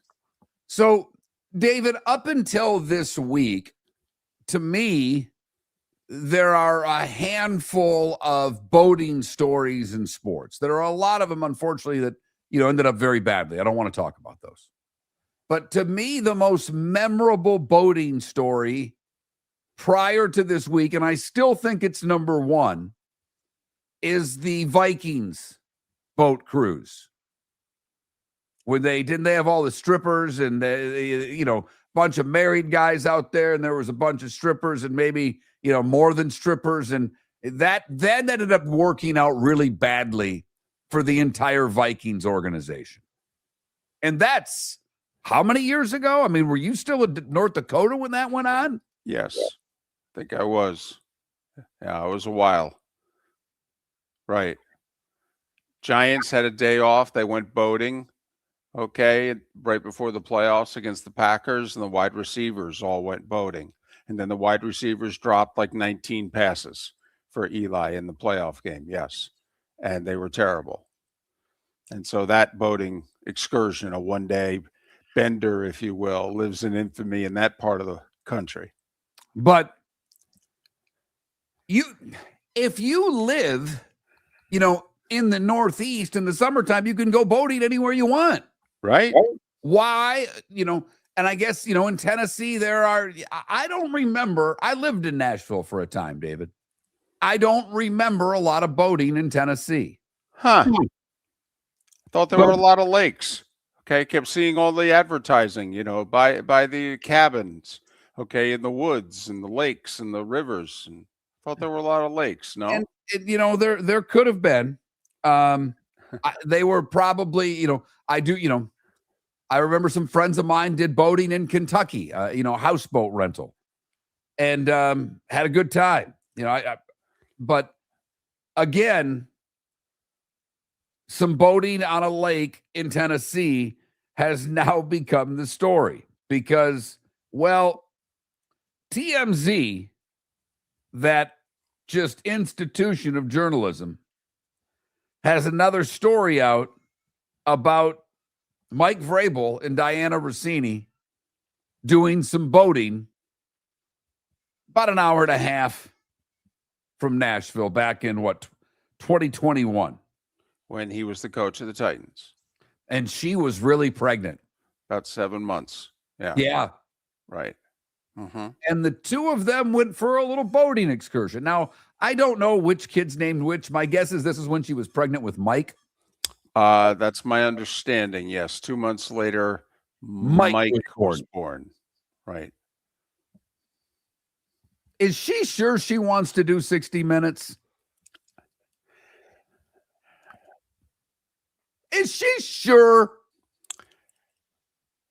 Well, I do want to point out one thing, and I don't know if this means anything to anybody.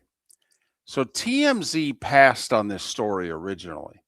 This story was being shopped. None of the mainstream media would take it. TMZ turned it down. TMZ also turned down, for the record, the Arizona story because the Post put that out first.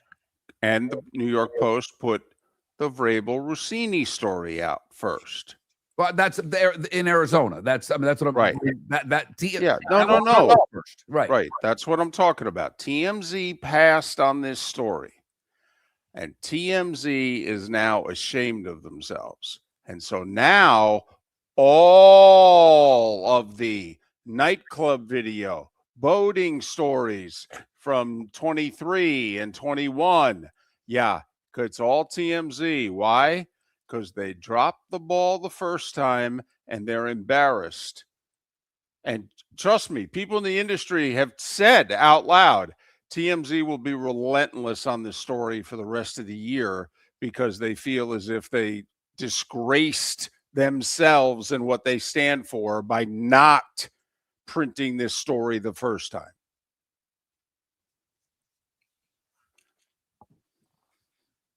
So they apparently rented a boat for a couple of hours while she was very pregnant. Vrabel took one picture with the staff. No one was allowed to take a picture of Rossini. So the story goes. That's basically the long and short of it. Okay. But I will say the only thing out there that I will bring back to sports is that that Cashy, that prediction market, they went from like 81% that Vrabel would be the coach week 1 to I think now it's in the 60s. I'm just saying. I don't think he loses his job. I would still bet on Vrabel coaching the Patriots. Remember, the quarterback said he's a great human being. But you're right, David. TMZ is going to be relentless. Anybody that's got anything can go to TMZ and they're taking it. Does the story change? I'm being serious here. Does the story change?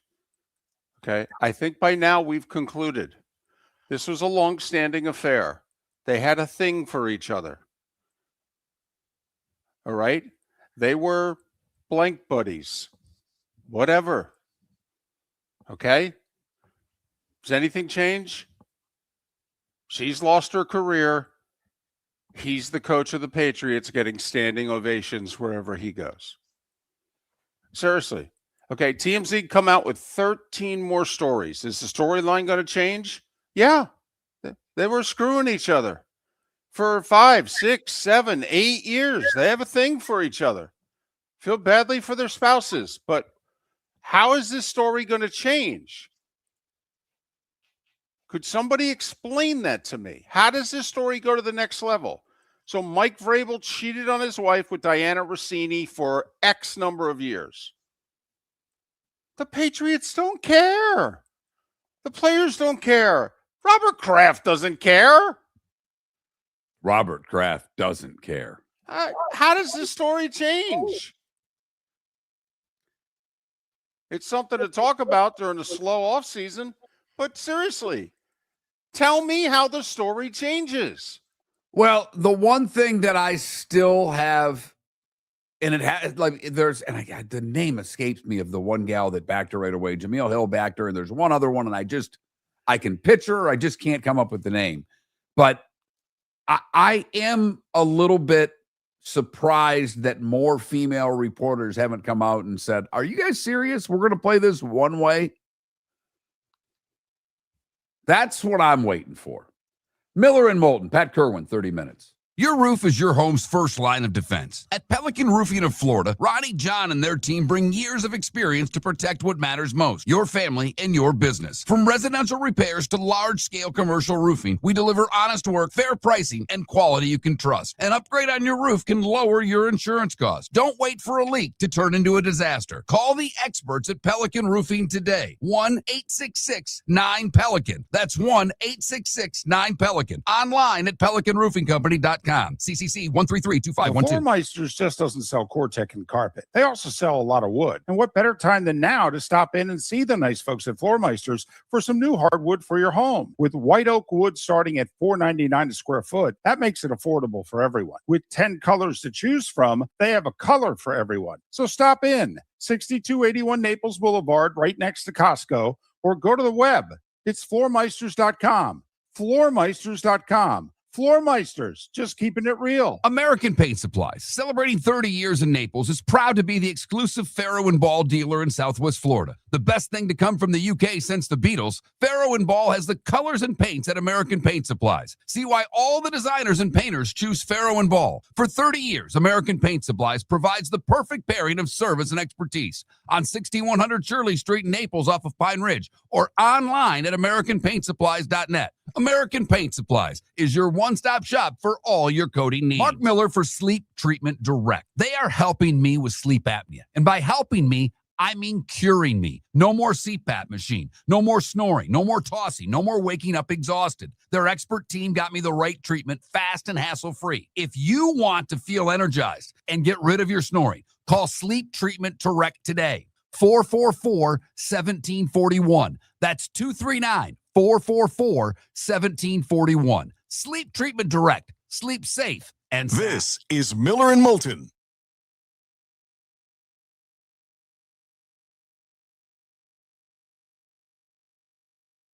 Of course, it comes to me right when the segment ends.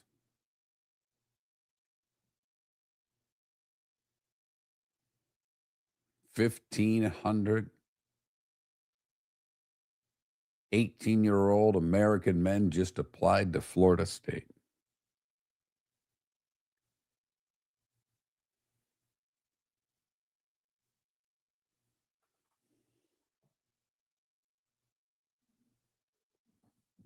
Or 15,000 or 150,000 or whatever it was Musburger said there. Yes.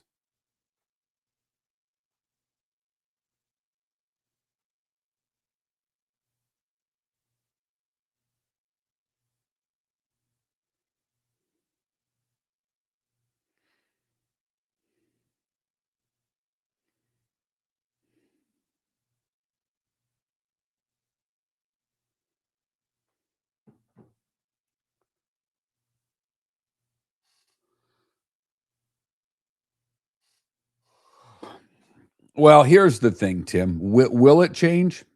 I mean, seriously, will it? How? I'm with David. I don't know how the story changes much. I just like to go boating. And are we even going to find that out? I mean, when would we find that out, Tim? Let's just say the husband demanded a paternity test. Do you think we're going to get that information? I mean, as of now, he hasn't even filed for divorce.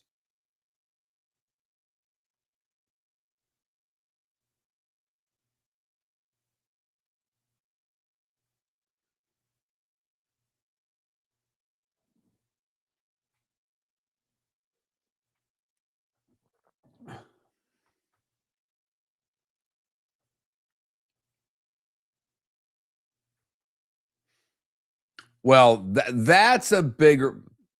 Hey, look at Paula. I mean, that's nice. His children are adults, so whatever. Her children, it's sad. It's something that goes on in America every day.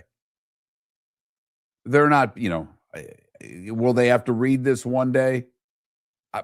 I totally do, Ryan. I'm telling you.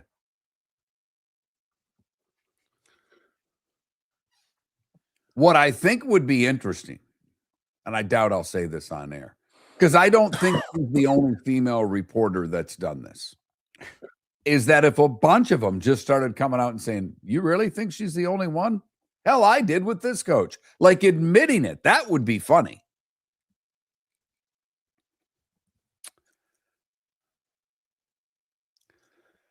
Trutharian? Bring it here. He's their coach who has final say over personnel when he wants it. And everyone in the locker room knows it. You think he'll have trouble with the room?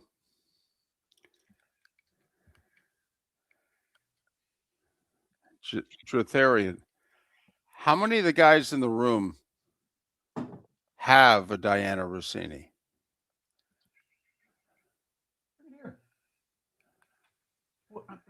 I'm not going over there and getting it. I'm busy.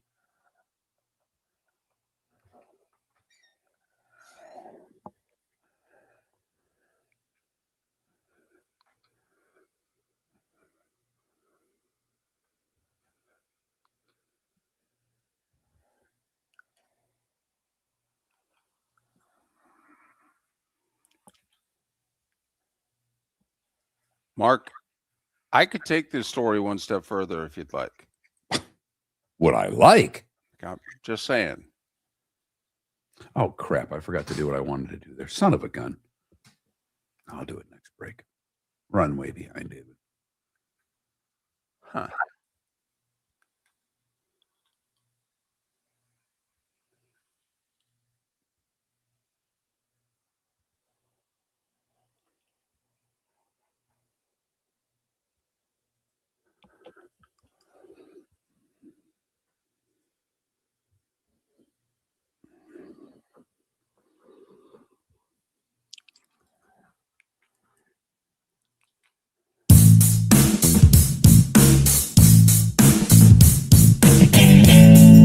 Welcome back to Miller and Moulton. Text the guys what's in your mind at 21,000. That's 21000. And now, here's David Moulton.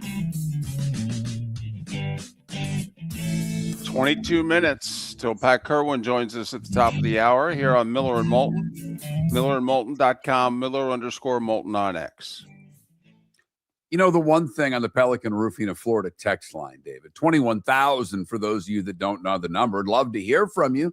Keywords Miller, if you've never texted the show before, text Miller to 21,000 and then let it rip. Pelican Roofing of Florida might be a good time to get your roof checked. You know, it's going to start raining again around this state. This just in. Yep.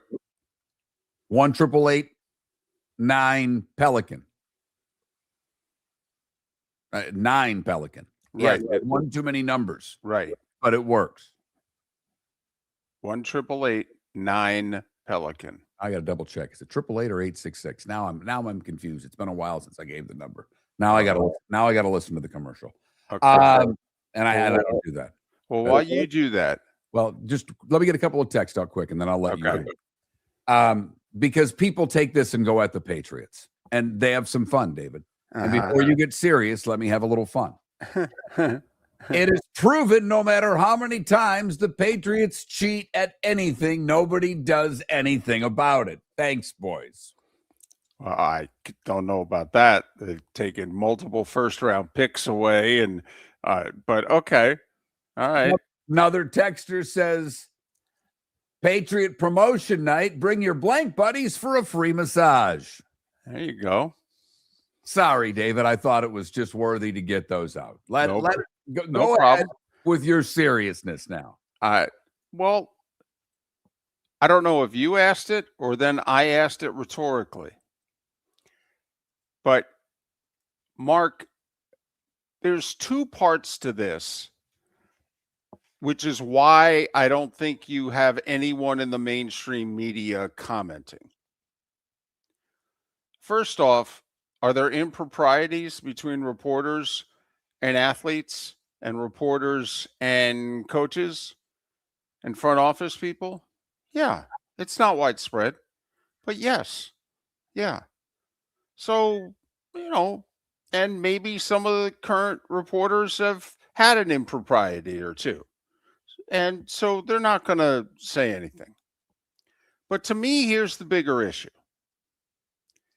And it goes back a couple weeks. Remember when I asked, do you guys care how you're getting the information from the quote unquote insiders? Because it's been proven now, there's not a lot of reporting. All Schefter does is look at his phone. The teams send him the story. The agents send him the story. He doesn't have to go looking for it. They want to get the word out. This is the game. For Adam Schefter to have no life at all and have to walk around with two phones on him, even when he's going to get ice cream with his wife and kids, okay? Because, yeah, you could be on vacation, man. Doesn't matter. We're paying you 7 figures. And when something breaks in the NFL, you got to have it. And Schefter sends gifts to agents and NFL general managers. So they'll keep sending him the stories. And I mean, the one little thing that's come out of this is that Vrabel helped Rossini throw a competing pool party to Jay Glazer's pool party at the owners' meetings, where Jay hosts a big shindig to kiss everybody's butt. Right. So that's the world we live in today. It's unbelievably incestuous. It's why you're not seeing most of the mainstream media comment on this story. Because do you know what most of them now do to get their information? They're not reporters, they're receivers. The information will be sent to them. They just have to receive it in most cases. And that's the dirty little secret that isn't a secret anymore. That to me is the next layer of this story. Because, Mark, Where TMZ has hinted at, where Pro Football Talk has hinted at is, did Rossini influence any trades? Did Vrabel use Rossini to get certain things out there? Did Rossini's reporting before a draft one year influence what one team did 2 picks later? And there's evidence that it did. Okay. Did Rossini's reporting with Vrabel as the source? Okay. I mean, here's the mess that Rossini's in. If you believe Rossini, her husband's a huge Eagles fan, and she has joked in the past for years, I do more Eagles stories than I should. I'm literally just trying to keep my husband off my back. Okay. And she has constantly back with her husband. But boom. And she has constantly, nobody has said A.J. Brown is getting traded to the Patriots more than Diana Rossini. She's been on it since October. And so now people are wondering, where's she getting her info? It's a legitimate question. That's the part of this also. You don't think, I mean, Jay Glazer said before the draft, oh, I know the biggest story of the draft. I just can't say it till they're on the clock. Translation, Rams already told them they're taking Ty Simpson at 13. Boom. Glazer knew 5 days before the draft. So that's the next layer of this. And I would dare say there are other reporters that could then have some of their reporting in the past questioned. And that's why I believe, Mark, nobody's saying a word. Right. Also, and the reporter I had mentioned earlier that her name came to me right when Michelle Beadle was the one on her podcast that and she's not really in the business. She's in the podcast business now. Right. She's long out of the getting sports information business. And she was the one that said, you think she's the only one? You're nuts. And if women come after her, I'll go after them. And Tori's the only reporter out there that digs. He got a Pulitzer, David. They recognized him for the reporting. And one other thing to throw out there is Mike Vrabel is still a part of the NFL. And everybody who covers the NFL is going to have to deal with Mike Vrabel and the Patriots, especially now that they're good again and look as if they could be good again for the rest of the decade. So are they really going to burn that? And Robert Kraft is the second most powerful owner in the league. You really going to burn that bridge over this? And obviously, you said it, it's the NFL. I mean, it kind of goes without saying. What are, when we look at the top 100 rated television shows, 70, some of them are NFL games. Yeah. Easy. When you're talking about clicks on whether it's ESPN.com, Fox Sports, or any other website out there, what's pushing the envelope on anything? The NFL.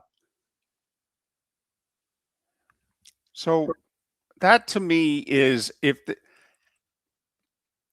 I'm trying to see, besides the titillating nature of the story. And yeah, if she does an interview, I'm sure you'll watch. And, if every 2 weeks, okay, more evidence of their longtime affair comes out, it's a way to not think about your miserable life or mediocre life or really good life, but it's entertaining. So yeah, you'll watch, you'll pay attention. I just don't see how the story changes. They're two adults, okay, who've been screwing around for anywhere from 5 to 8 years. Okay, and they both got, Vrabel was married when it started. Okay. I got to admit, there's a part of me. Conversation went when she told Mike she was getting married. What could he say? Mike, There's a part of one. Mark. There's a part of me that thinks the more stuff that comes out, the better it's going to be for her in a really messed up way. Like jurors in the Rodney King trial way back when they said, they showed the video of the police beating like 140 times. You get kind of desensitized to it. Okay. I think we've established what the story is. Okay.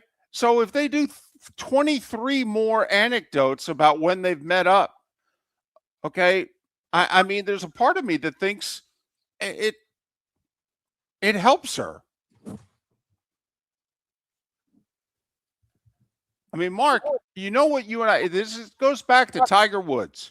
This goes back to 2009 when we said if he had just come out and not been arrogant, and that's the problem. They've both already been arrogant. They both have tried to deny it. They both have released statements saying this is crap, blah, blah, blah. At some point, and she's probably the one that has to, if she wants to continue a career, she needs to come out and go, yeah, I don't know what to tell you. We had a thing for each other. 7-8 years, man. Okay. Yeah, we had a thing. It's over now. We'll probably always look at pictures of one another and smile. Okay. Don't know what to tell you. Don't think we're the first adults to have had a long-standing thing. But, yep, do what you want to me. I had a thing with Mike Vrabel. It cost me my career. It may cost me my family. Anything else you want to do to me? I mean, seriously, man. Miller and Moulton, 21,000's the text line. Obviously, we'll take your comments on this or anything else. We've discussed a lot of NBA basketball, probably more NBA talk on this show today than we've had in a while. Because the NHL second round, so far, not delivering. We'll see what the ratings are like when we get them, because the first round ratings in the NHL. American Paint Supplies is your one-stop shop for all your coating needs and has been for 30 years. American Paint Supplies is also your... Sorry about that. That's on me. That thing is very sensitive to the screen went off, and I get nervous when the screen goes dark that it's going to hibernate before the break, and I went to turn it back on, and I screwed up. It is what it is. So the numbers in the NHL first round were terrific. Well, the early second round numbers have also been terrific. Now, the first round ratings, we had a lot of long series, a lot of 6 and a few 7-game series. Right now in the NHL and the NBA, we're looking at potentially a lot of short series in the second round. That's never good for ratings. No. That's why what I said earlier is that the league needs Montreal to win tonight. Yeah. That's the right series to get a little drama. The NBA needed the Cavs to win last night. They would have liked Philadelphia to win game 2. They would. If you're looking at it from a rating standpoint, I mean, they would love to see Philadelphia win 2 at home and see Cleveland win 2 at home. And trust me, not only JJ Redick told off the referees, anybody think the Lakers aren't getting calls in game 3? Because if they're going to get one in that series, that's the game they're going to get. Yep. It's as predictable as, well, the NBA has been for 40 years. I mean, JJ Redick coming out and saying LeBron gets less whistles than any star ever is the most laughable thing I've ever heard. But the timing of it is perfect. They lost 2 games on the road. They're coming home, and their season's on the line. And what do you do in the NBA? You begin to lobby the officials. How do you lobby the officials? You do it through the media. But right now in the NBA, we got 3 2-0s and a 1-1. And a lot of people not giving the T-Wolves still much of a shot because of injuries.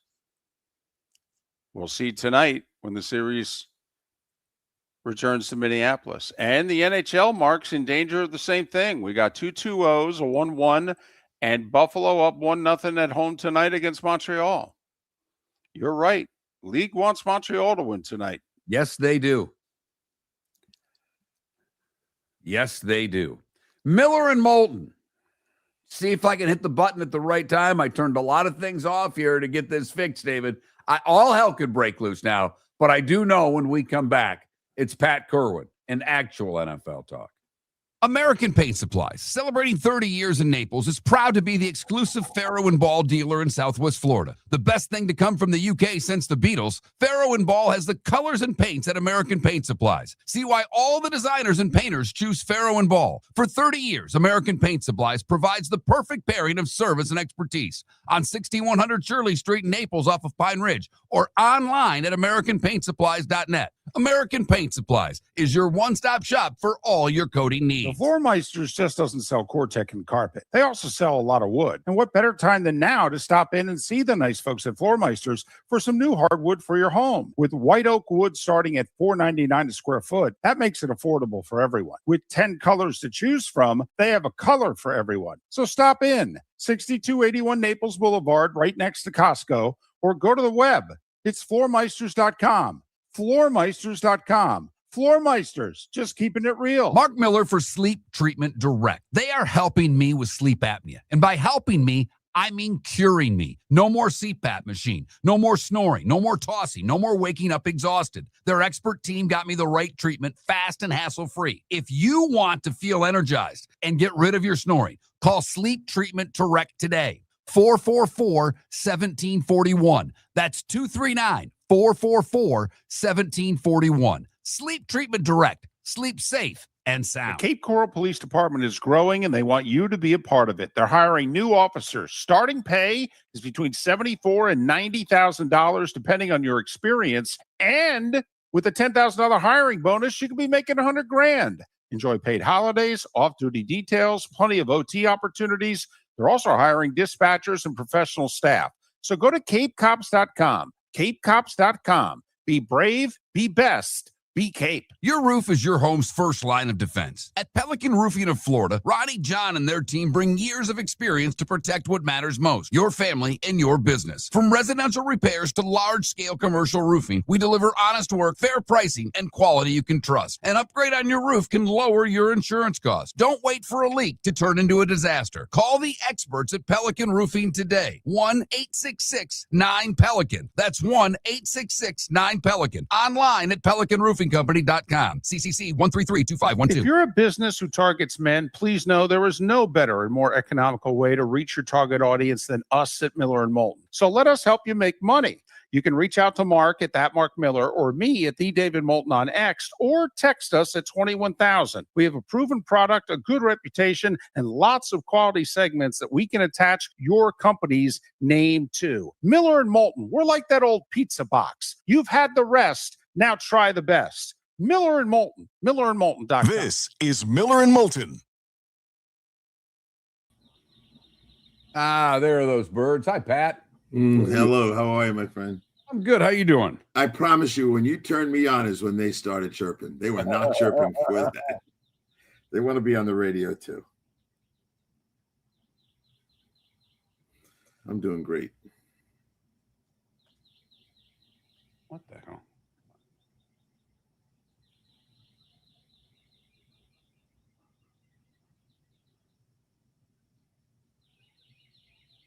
Oh, no wonder.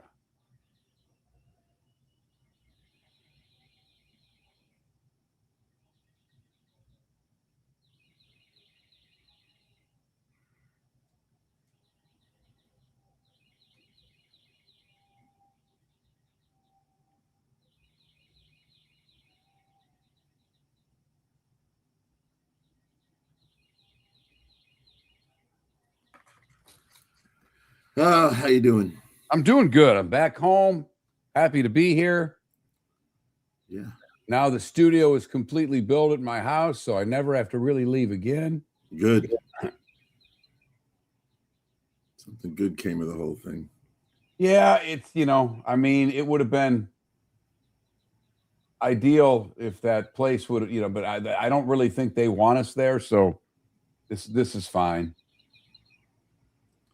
You don't need to be dependent on those guys. No, that's exactly right. My life changed for the better when I didn't have to go to a studio ever again. Yep. And even when I was down here originally in the very early days, I had to go to this little studio in Naples. Really? Oh yeah. They didn't have it all set up, in the house. And then I also had to go to a studio over by the racetrack. Oh, yep. I went over there for a while. Then I had to go to Wink Studios once in a while up there in Fort Myers. Was that when you were doing more video stuff? Was that? Yeah, but it was video, but I was also like, hey, stay there and do your show. Like, come on, guys. Nope. Now with Zoom, I'll be on the boat, anchored in the middle of the lake. I cannot wait. When you heading back? Next Friday or Saturday, depending on how the hockey schedule is. Well, they're going to be playing for a while, by the way the thing looks go. Oh, yeah, I can always come back. That's what I do every time. I time it up when I know they're going to be home for 2 or 3 games. Yeah. Well, that is the good thing at the minor league level. They don't go back and forth. It's 2-3-2. I mean, you always know what's going to happen. Yeah. Yeah, I was listening to you guys talk about that. The first series, they won 4-0. That was great for me. I enjoyed it, but not good for ratings and not good for crowds. And all of a sudden, your home crowd's not around for 10 days. We'll see. I think they'll kill the next group. I've seen these teams a bunch of times. Who are they playing this round? I know it was Savannah the first round. Who do they have now? It's Atlanta, I think. Okay. That thing was going back. That thing went 7 games, I think. Helps the fans. They don't have to pay for more playoff tickets. So there you go. That's the truth. Talked to Brad Holmes yesterday for a while. I talked to Stefanski today. I'm taking Omar. What a great day to get Omar. All right, here we go. Should have done it after the draft, Omar.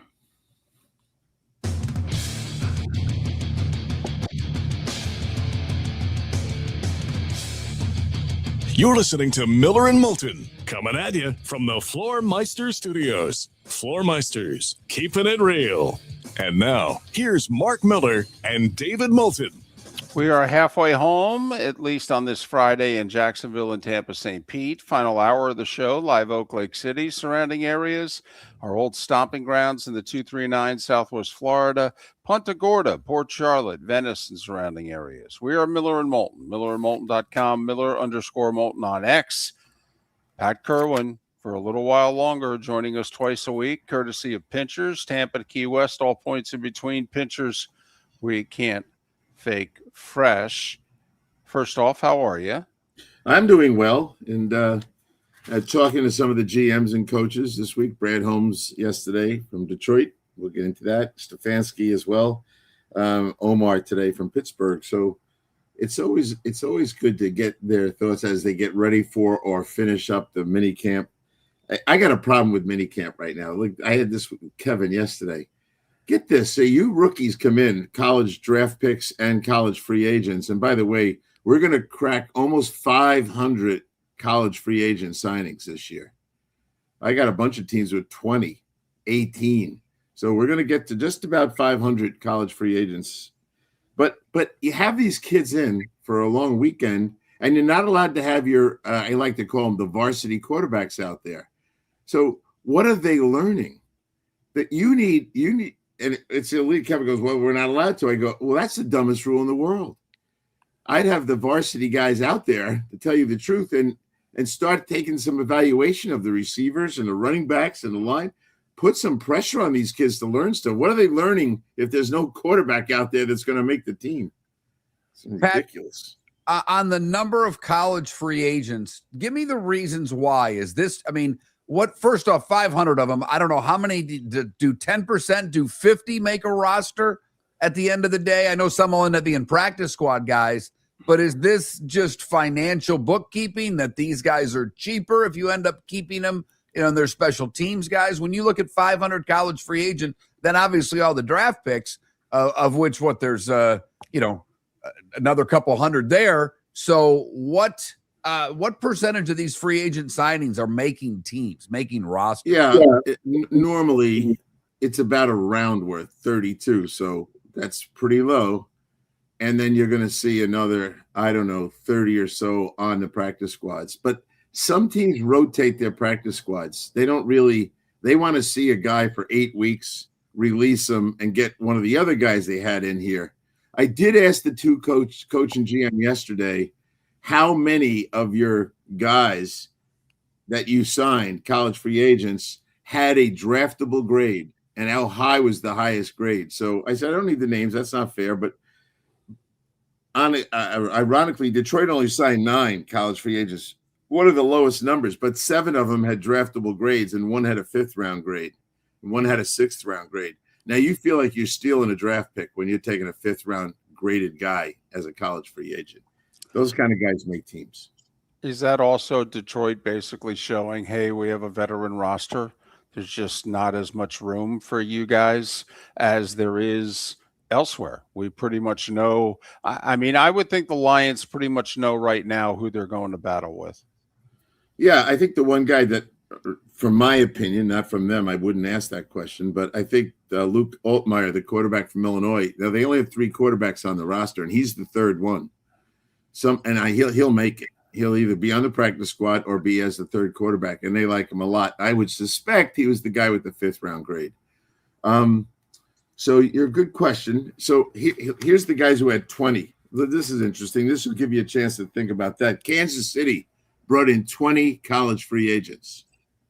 The Raiders, you would expect them to bring in 20 college free agents. 18 went to Jacksonville. 18 went to the Chargers. 18 went to the Rams. So let me get to Minnesota. They brought in 18. Then they go out and they sign. This is like the story of the day for me. Then they signed Juwan Jennings. Now, you tell me which quarterback, I don't care which one you pick, is going to get the ball to Jefferson, Addison, Hawkinson, and now Jennings. Well, Mark and I could go back and forth on this because I think we have about 4 questions just about Juwan. He's represented by Rosenhaus, right? Yeah, let's make a deal, Drew. Yeah, exactly. Most of us can't believe that's the best he could do. I thought San Francisco offered $4 million more. Of all the teams that needed a wide receiver, there's 6 teams out there that needed him to be their number 2 wide receiver. He's no better than number 3 in Minnesota. I truly don't get why he signed there. Well, he signed a 1-year deal, and I guarantee the other teams were trying to lock him up. If you wanted, and he wanted a lot of money. Remember the big argument he had 2 years ago? Why wouldn't he have a big argument? He had 102 targets in 24. He had 90 targets last year. 24, he had 113 targets. So this is a guy that's averaging over 100 targets for the last 2 years, and he couldn't get paid. So he took a 1-year deal. But to me, he went to the wrong place because I don't know how the distribution is going to go. And what a fall off in production at that place from 24 with Darnold to what it was last year. I don't know. You think Murray's going to get the ball to all these guys? He doesn't look like a guy who distributes the ball very well. No, Pat.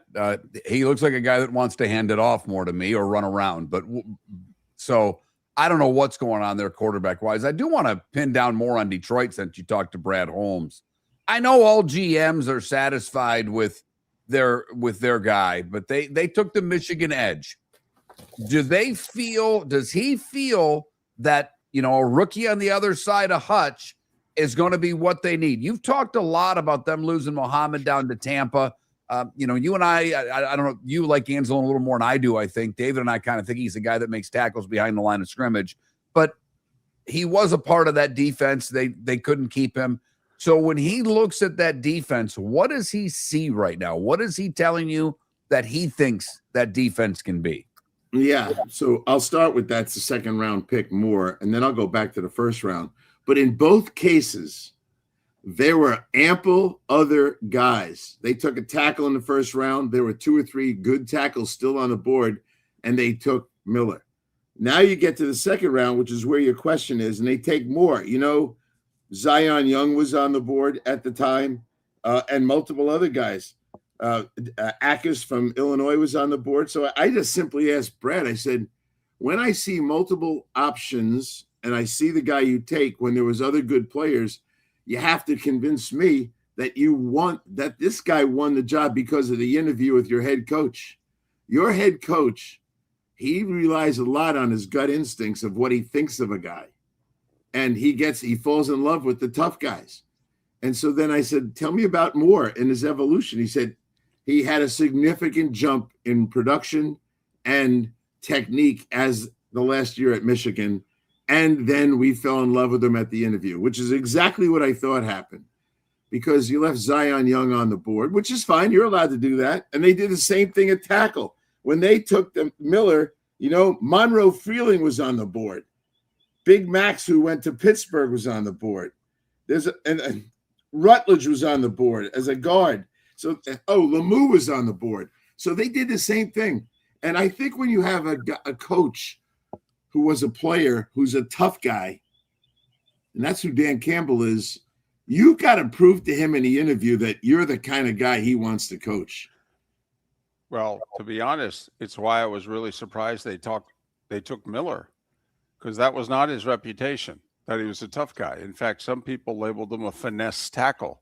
I thought, if anything, they'd take the Georgia tackle, because first off, he's the only one in the draft who they think can play the left tackle.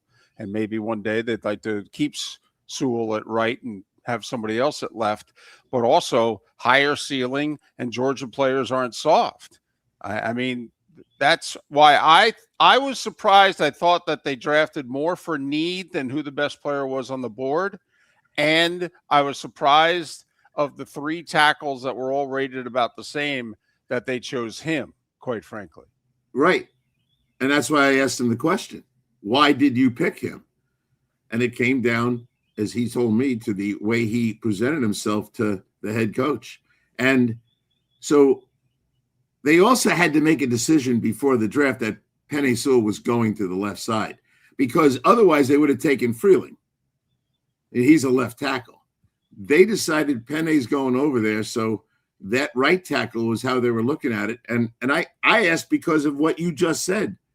And they were very comfortable talking about when now Cower was the same way, because I've talked to Cower about Dan Campbell and how Bill was.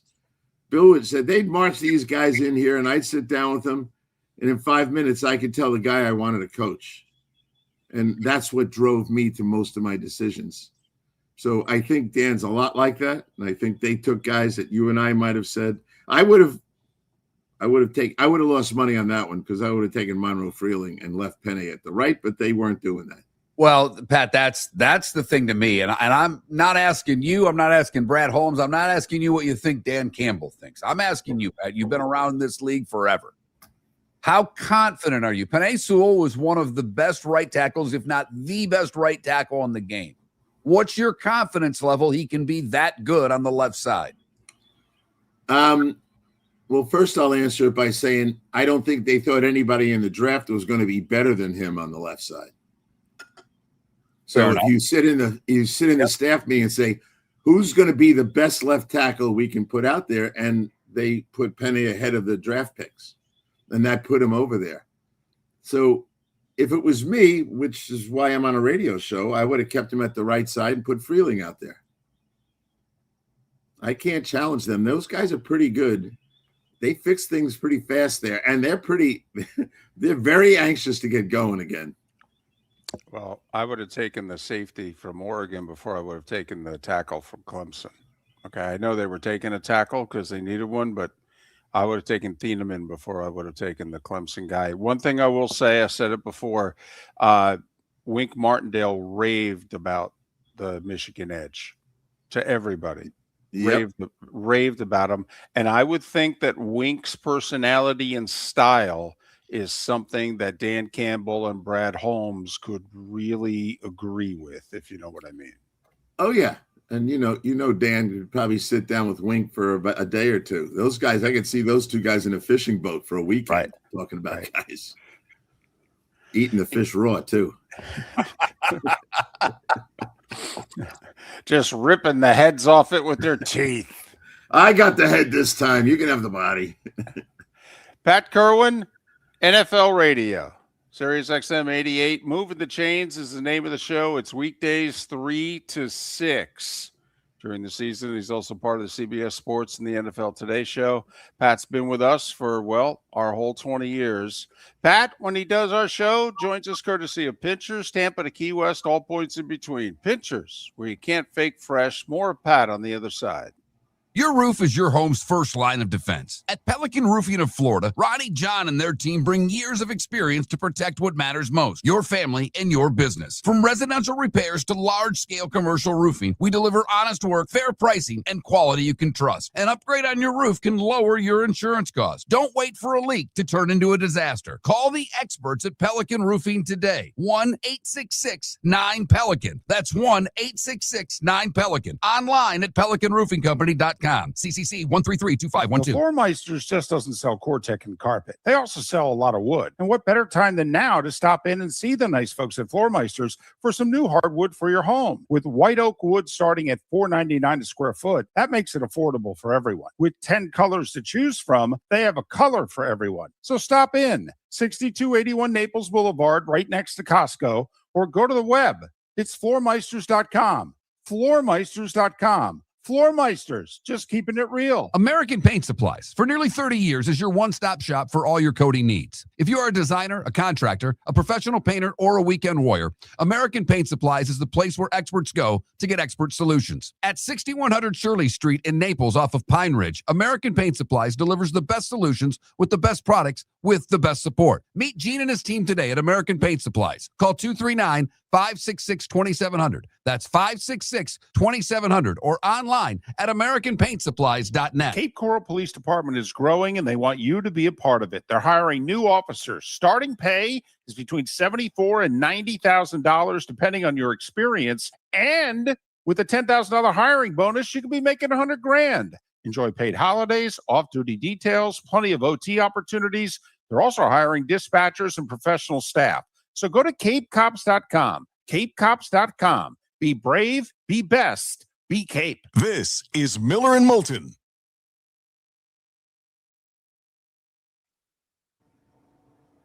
Right. You can get a fishing trip in before you leave, Pat? Stevie, who I have the boat with, he is on his way up here right now.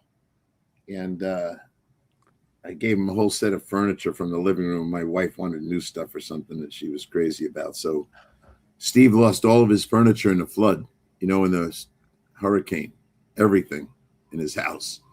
And he said, I replaced the bed, the dining room table, the chairs.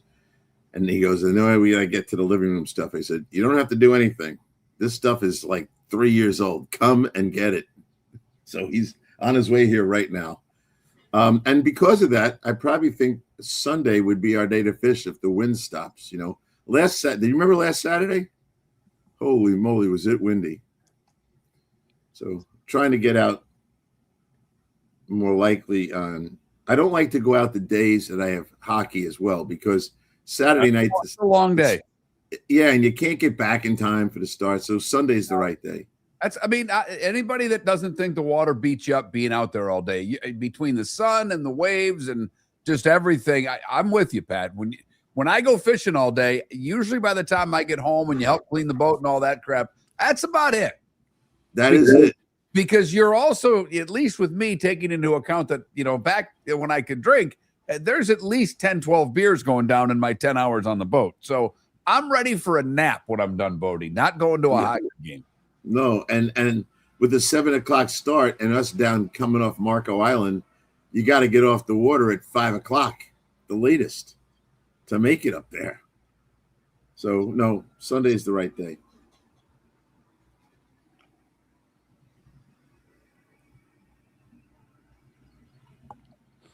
I'll have 2 days with Brad Childress just talking about football. Sometimes we talk football too much during the hockey games. I would see that's what if I could talk. I can't go do inside events yet. I'd take him off your shoulders. You can watch hockey. I'll sit and talk to Brad about football for 3 hours and be way happier. Well, as soon as you're ready for that, let me know. Won't be till next season, unfortunately for me. They don't want me being indoors for things. He doesn't even want me being outdoors around people. I'm kind of him and Han with that rule. Playing golf with a mask. That's what you'll be doing. Not a chance. I don't wear masks outside. I don't. I've got my mask in my cart. When I go settle up my bets, I'll wear it in the clubhouse. That'll be as much as I wear a mask. I did get permission to be in my own cart. I don't have to. We can take an extra cart with my group. I'm allowed my own cart, so I don't have to ride with anybody. I bet you play really good because your swing is going to be slowed down. We'll see. My debut is today. Oh, you'll be getting a call later. And it won't be for a conversation. Just send the number. That's, you know what? I told my buddy, sent me a text. He was so fired up to see on the tee sheet. I said, me too.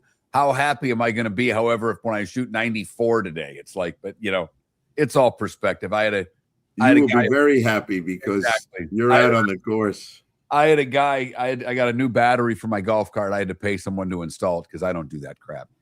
And he was over and I needed tires for my cart. And he goes, I had the wrong size tires, man. I'm sorry. I'm like, dude, do you think I care right now? He goes, I was going to tell you after I was done because I walked out and I was looking at the tires. He goes, I was going to tell you they're the wrong size. And I didn't want, I'm sorry. And I'm like, dude, it's really okay. There are bigger things in life to worry about than bringing me the wrong tires. We can do that next week. I don't care. Yeah. No, have fun. Exactly. Now I know you're home and well because. I did laugh though, Pat. The dock gate, because I wasn't supposed to drive until day 90. Today, I think it's day 91, 92, something like that. Who's counting? Well, when you have an 81-year-old mother as your caretaker, I didn't let her drive anywhere in Tampa. Not a chance. Yeah. And so he's saying you can drive around your neighborhood at first, and I'm trying not to laugh. And then he's like, yeah, you can play golf, but don't go out and try to play 18. Take it easy. I'm like, I'm walking 5 miles a day. I think I can hit a white ball 40 times. I'm okay. Half the shots are putting and chipping, for crying out loud. How many swings do you really take? That's the truth.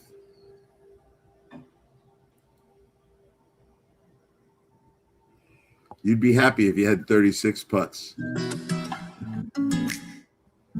Welcome back to Miller and Moulton. Text the guys what's in your mind at 21,000.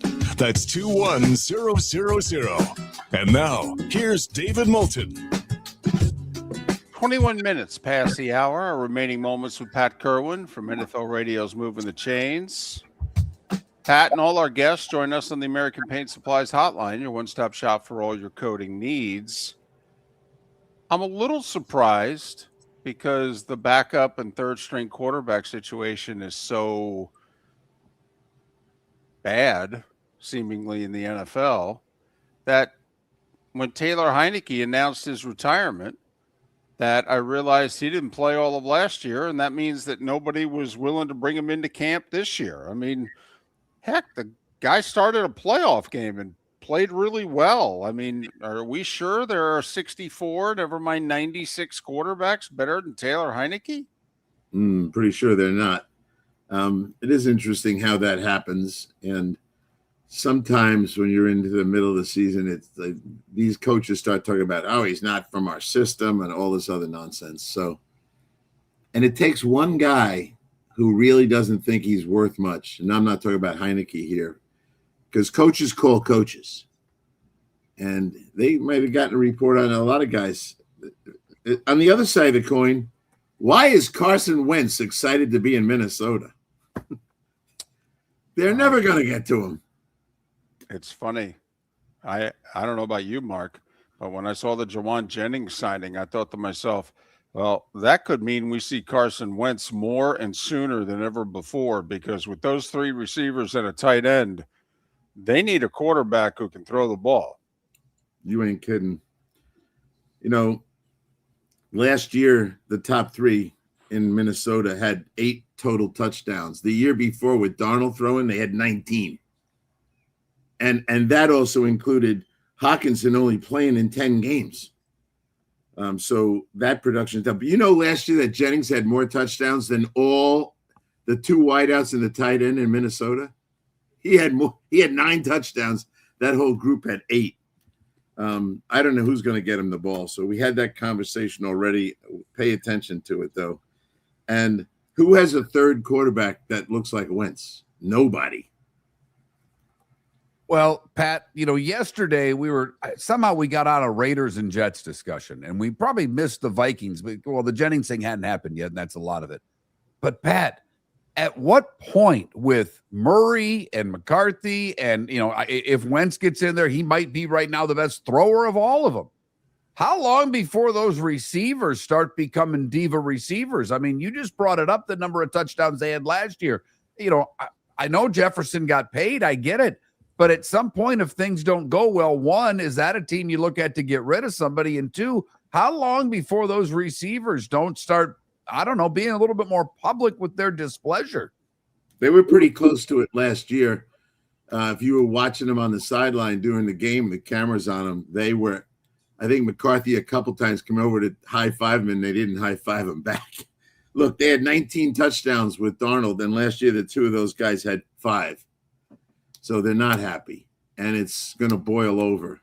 And maybe they start with Kyler Murray, but they're going to find out you're going to turn and block because he's not going to see you, and he's going to run. It's an interesting dilemma. It's kind of funny that they're stockpiled with people that can catch and questionable about how they're going to get him the ball. It's kind of crazy. Well, I spent a lot of times yesterday on the Steelers. Tell me about that team. Well, we'll get to them in 5 seconds. I just want to say, Mark, those receivers made a beeline in the offseason to the GM office before he got fired and to McCarthy there. And they said, get JJ out of here. We are not going to have another season with JJ McCarthy as quarterback. That's why I really think he's going to be 3rd on the depth chart. I could be wrong, but those receivers have already spoken, especially Jefferson. All right, the Steelers,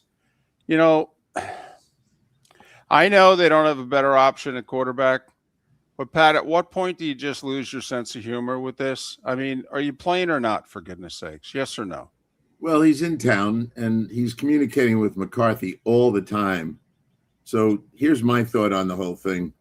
I would be doing a 3-year deal with the guy with no intention of him playing in the 3rd year.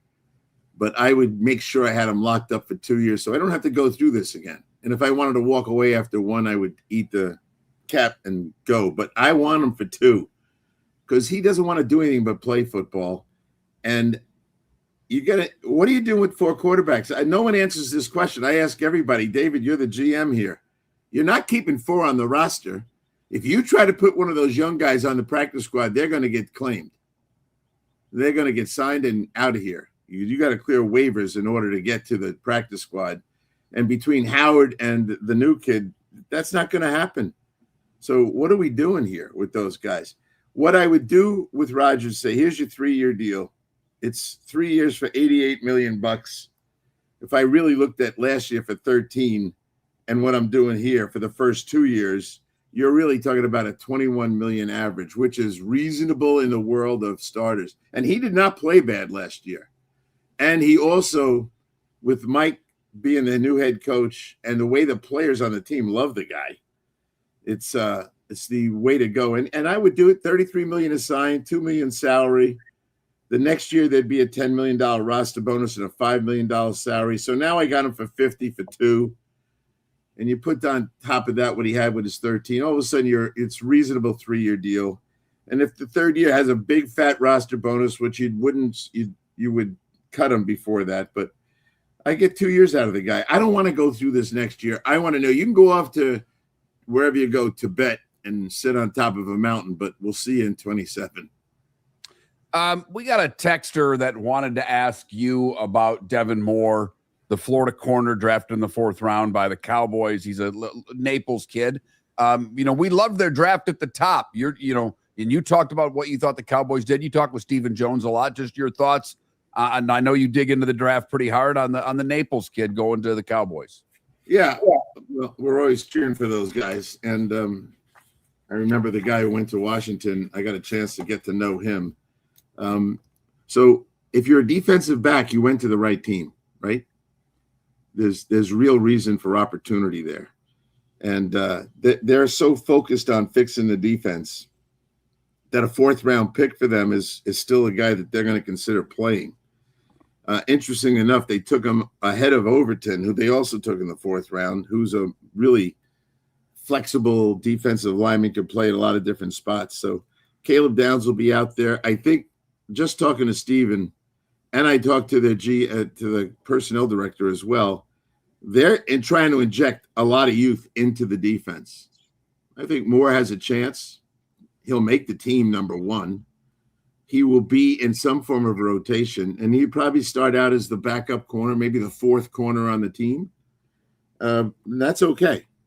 But I think he'll do fine when he gets there. He's lucky he went to that team. I'll leave it at that.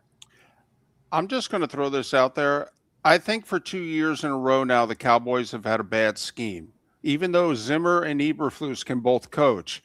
Zimmer, stubborn, tried to fit square pegs into round holes. It just didn't work.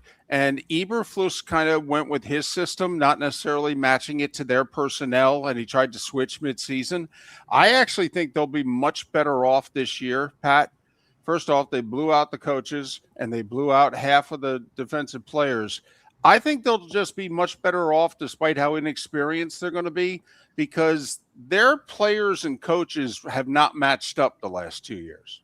No, they haven't. There's great expectations for sure. I don't know if the expectations will be met, but how good, here's the question, how good do they have to be on defense to make sure that they make the playoffs? They're going to have a high-scoring offense. Do they go from 31st on defense to 20th? Well, it's funny you say that. I know we're pressed for time, but Pat, Mark and I debated the same thing with the Bengals, who were in the bottom three.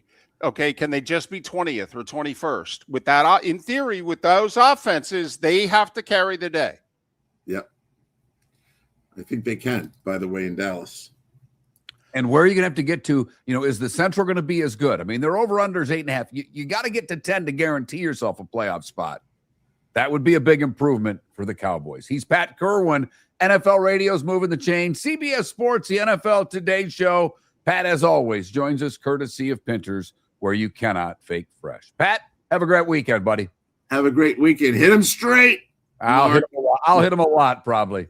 Mark Miller for Sleep Treatment Direct. They are helping me with sleep apnea. And by helping me, I mean curing me. No more CPAP machine. No more snoring. No more tossing. No more waking up exhausted. Their expert team got me the right treatment, fast and hassle-free. If you want to feel energized and get rid of your snoring, call Sleep Treatment Direct today. 444-1741. That's 239-444-1741. Sleep Treatment Direct. Sleep safe and sound. Floor Meisters just doesn't sell Cortec and carpet. They also sell a lot of wood. And what better time than now to stop in and see the nice folks at Floor Meisters for some new hardwood for your home. With white oak wood starting at $4.99 a square foot, that makes it affordable for everyone. With 10 colors to choose from, they have a color for everyone. So stop in. 6281 Naples Boulevard, right next to Costco, or go to the web. It's floormeisters.com.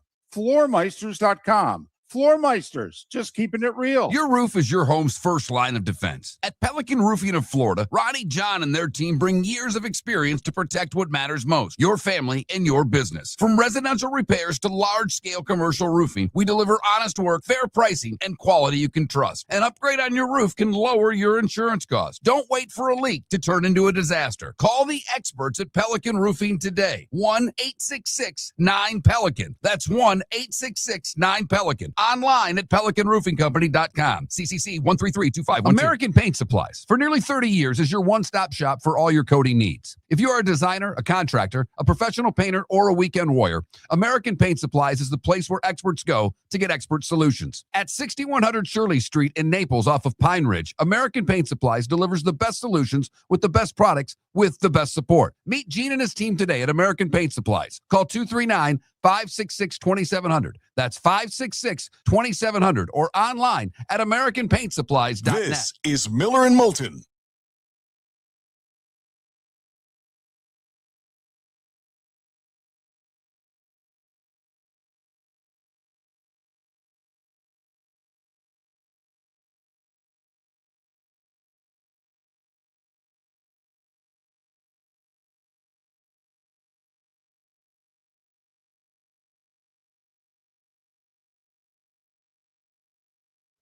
Hey, man, everybody's entitled to their opinion. I'm not too worried about it. I'm curious as to why, but hey, to each their own. Whatever. Can't please all the people all the time.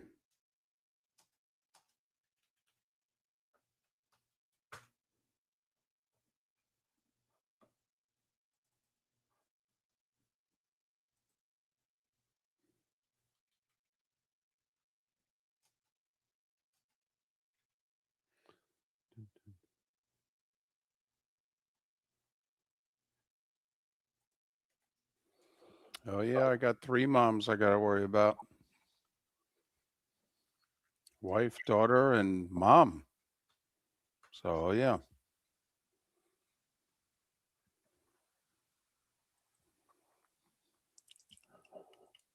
Took care of all 3. And my Aunt Kathy. Very important, David.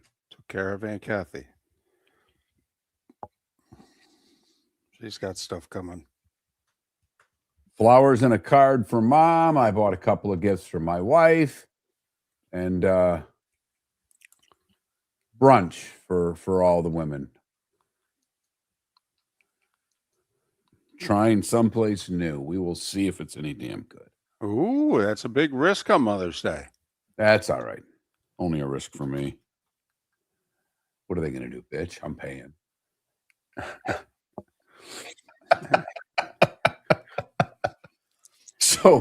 So I got my wife something. I really think it's her birthday present. I got it very early.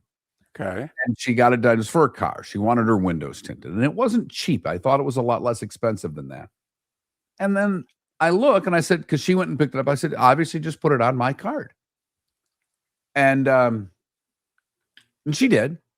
And the number that, because I get a notification, the number was a hell of a lot higher than what I anticipated and what I agreed upon. Okay. And I'm like, why was it that price? Because what the proposal I agreed to was X. Right. And it was Y. She goes, well, I tipped him for that and tipped him 20%. Like, unbelievable.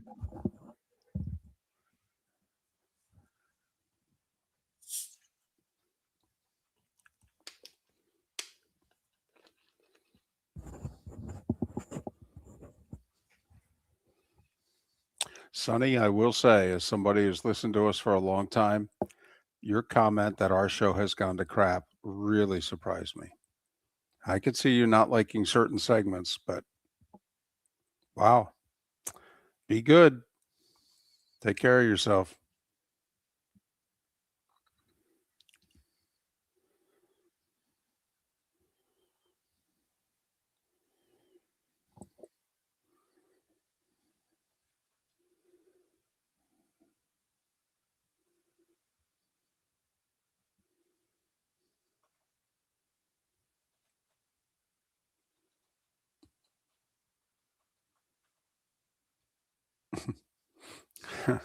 Crap.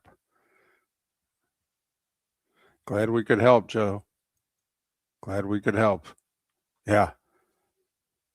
Can't screw this weekend up. Big weekend. Big.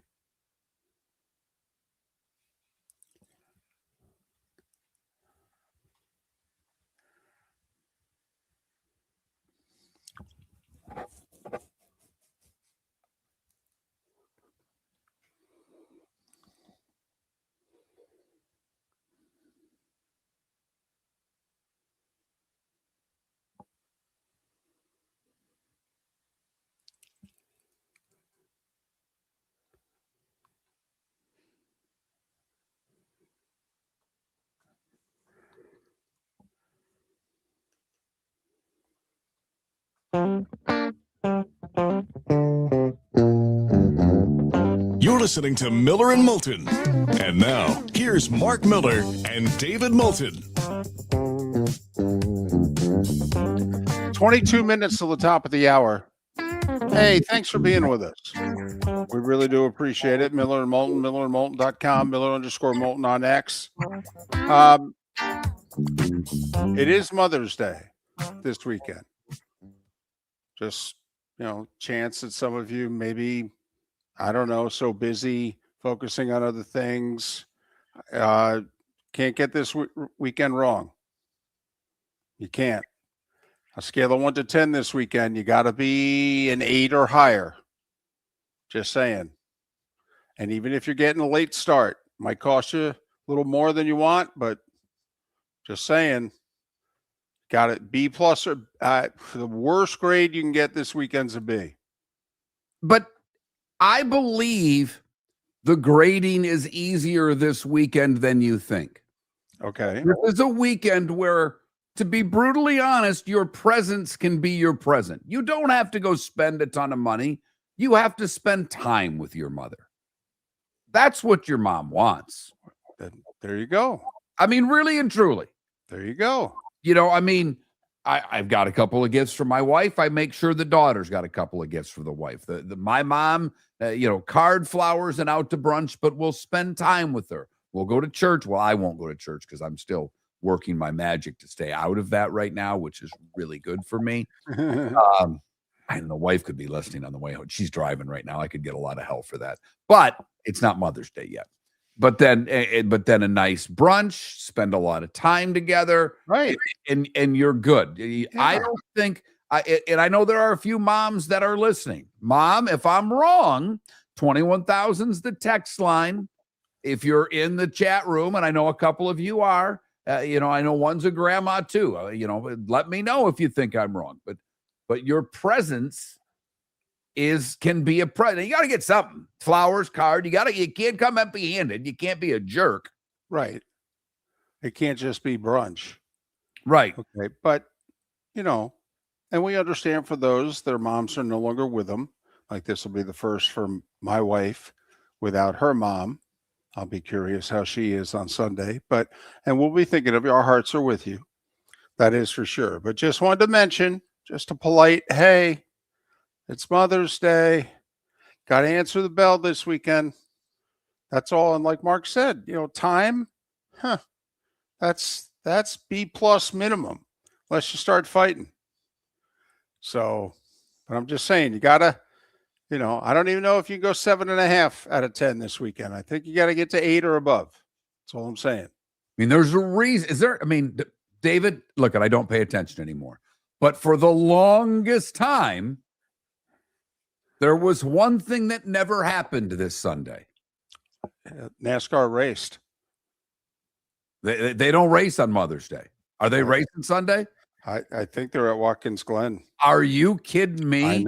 I know. First off, I'm not joking. Look, everybody knows I don't give a damn about NASCAR. But I do know they didn't race on Mother's Day. Yep. They're at Watkins Glen this weekend. Wow. Don't get me started. First off, that race was always in August. Secondly, sometimes the weather in upstate New York is still not all that charming. I mean, I've seen 2 feet of snow in upstate New York in mid-May. So I'm not crazy about them putting this race when it is on the schedule. But yes, it's Mother's Day weekend. What do you say, Mom? We do a road course. Now, I will say, of all the races to do, part of the world that they're at and a road course, you can't do a NASCAR race in the South on Mother's Day. You can't do it. You don't think moms in the North will get? I don't think guys in the North care about NASCAR as much as guys in the South. True. I'll grant you that. That's all I'm saying. No. Moms care everywhere. But the diehard NASCAR fan, to me, is still in the South. And not only do they go to the races, they watch the races, and they listen to the races. They aren't as into the road course as they are. I even think the diehard NASCAR guy can say it's a road course. We know who's going to win.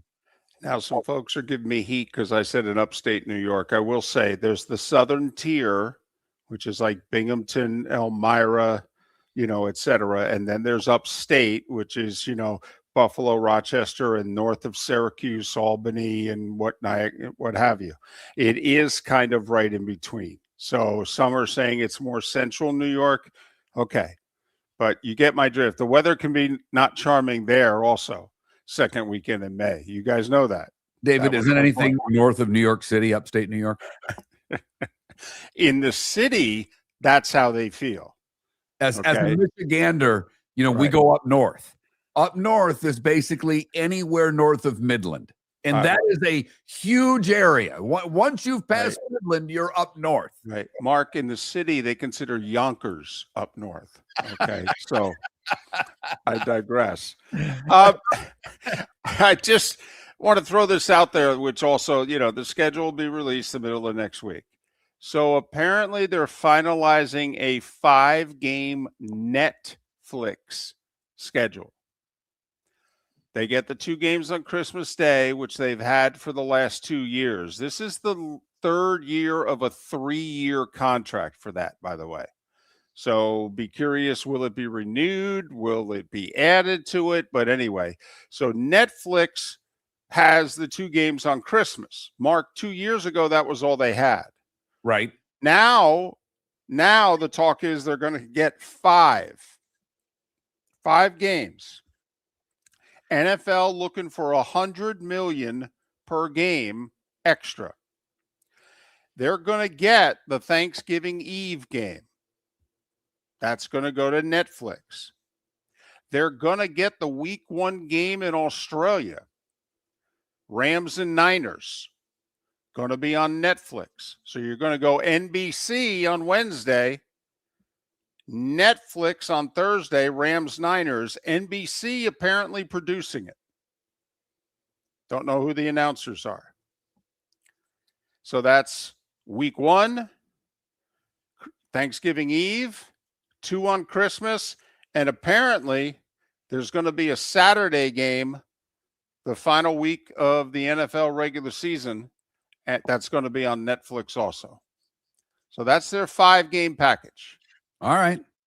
So the Australia game, look at the Christmas games are big, but the Australia game, that's game 2, right? At Thursday, September 10th. Yes, it is. Seahawks against, we will find out soon, the night before on NBC. So, that is a big game in terms of you're chomping at the bit to get NFL action. So, okay. Yeah. I dumped my Netflix subscription. Okay. Well, curious. Is that enough to get it back? Maybe. Not for the Australia game. Okay. I'll take that game off. All I may right. get it for a month right around Thanksgiving. I don't know what date Thanksgiving falls. To be honest, if I can get 1 month and that gives me the Thanksgiving game and the 2 Christmas games, which would probably give me that Saturday game. I don't know about the Saturday game because I think that's going to be in early January. Okay. But yeah, you're trying to schedule it where you're going to look and go, can I get 3 games in 1 month? Can I get Thanksgiving Eve and then the 2 Christmas games? Does that fall within a month? And it depends on who's playing in those games. Well, we'll find out the middle of next week. Because if, Seattle's playing another team from, if that's a divisional game, if it's Arizona, I don't care. I don't. I can wait and see Notre Dame running back the next week. Gotcha. So look at it is, you and I talk, and I was cooped up for a while. I decided to dump Netflix for Paramount Plus because there was a couple of shows I wanted to watch. I've watched them both. I'm done. Now there's a couple others that people in the chat rooms have recommended. I may give them a shot. And if I bite, I may keep it for a while, but I'm about ready to dump that one. I'm trying to pare down my streaming services. And it's when you add them all up, it's when it pisses you off, Dave. Oh, yeah. No it's doubt. the one bill doesn't bother you when you, all right, my card got clipped for $15, whatever. But then you start going, my card got clipped 6 times for this, that, and the other thing. And now here comes the YouTube TV bill. Son of a. Yep. It's when the first digit on your bill changes. That's when it gets your attention, whatever it is. When it goes from 1 to 2, 2 to 3, 3 to 4, whatever it is. That's when you go, huh, what's going on here? So, but once again, more NFL on streaming. Okay. I think you guys have all let us know your thoughts on that, even though you're, grinding your teeth and you're watching. At least that's what the ratings say. But look what the NFL is doing. They're doing more streaming, not less.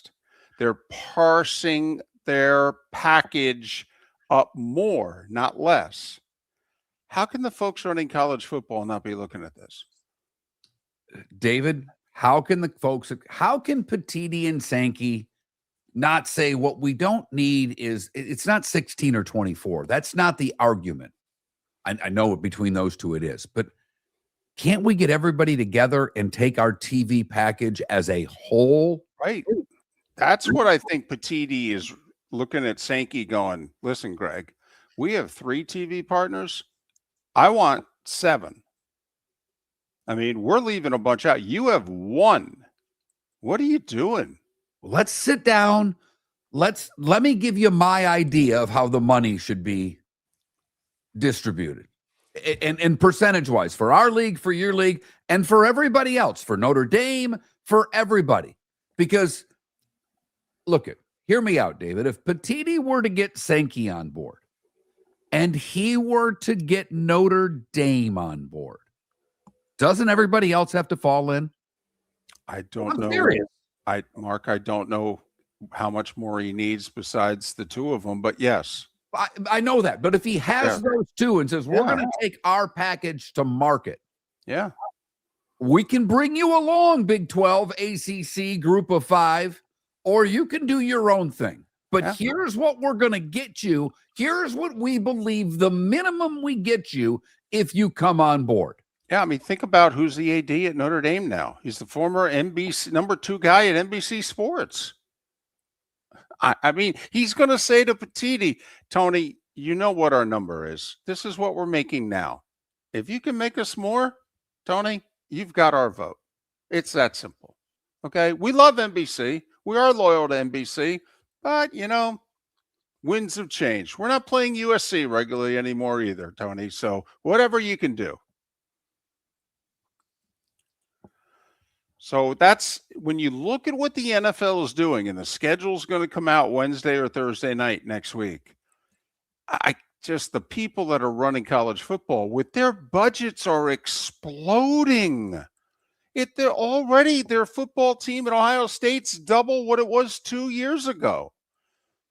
And obviously it ain't going down unless they can somehow come up with a system that they're not willing to come up with to rein in costs.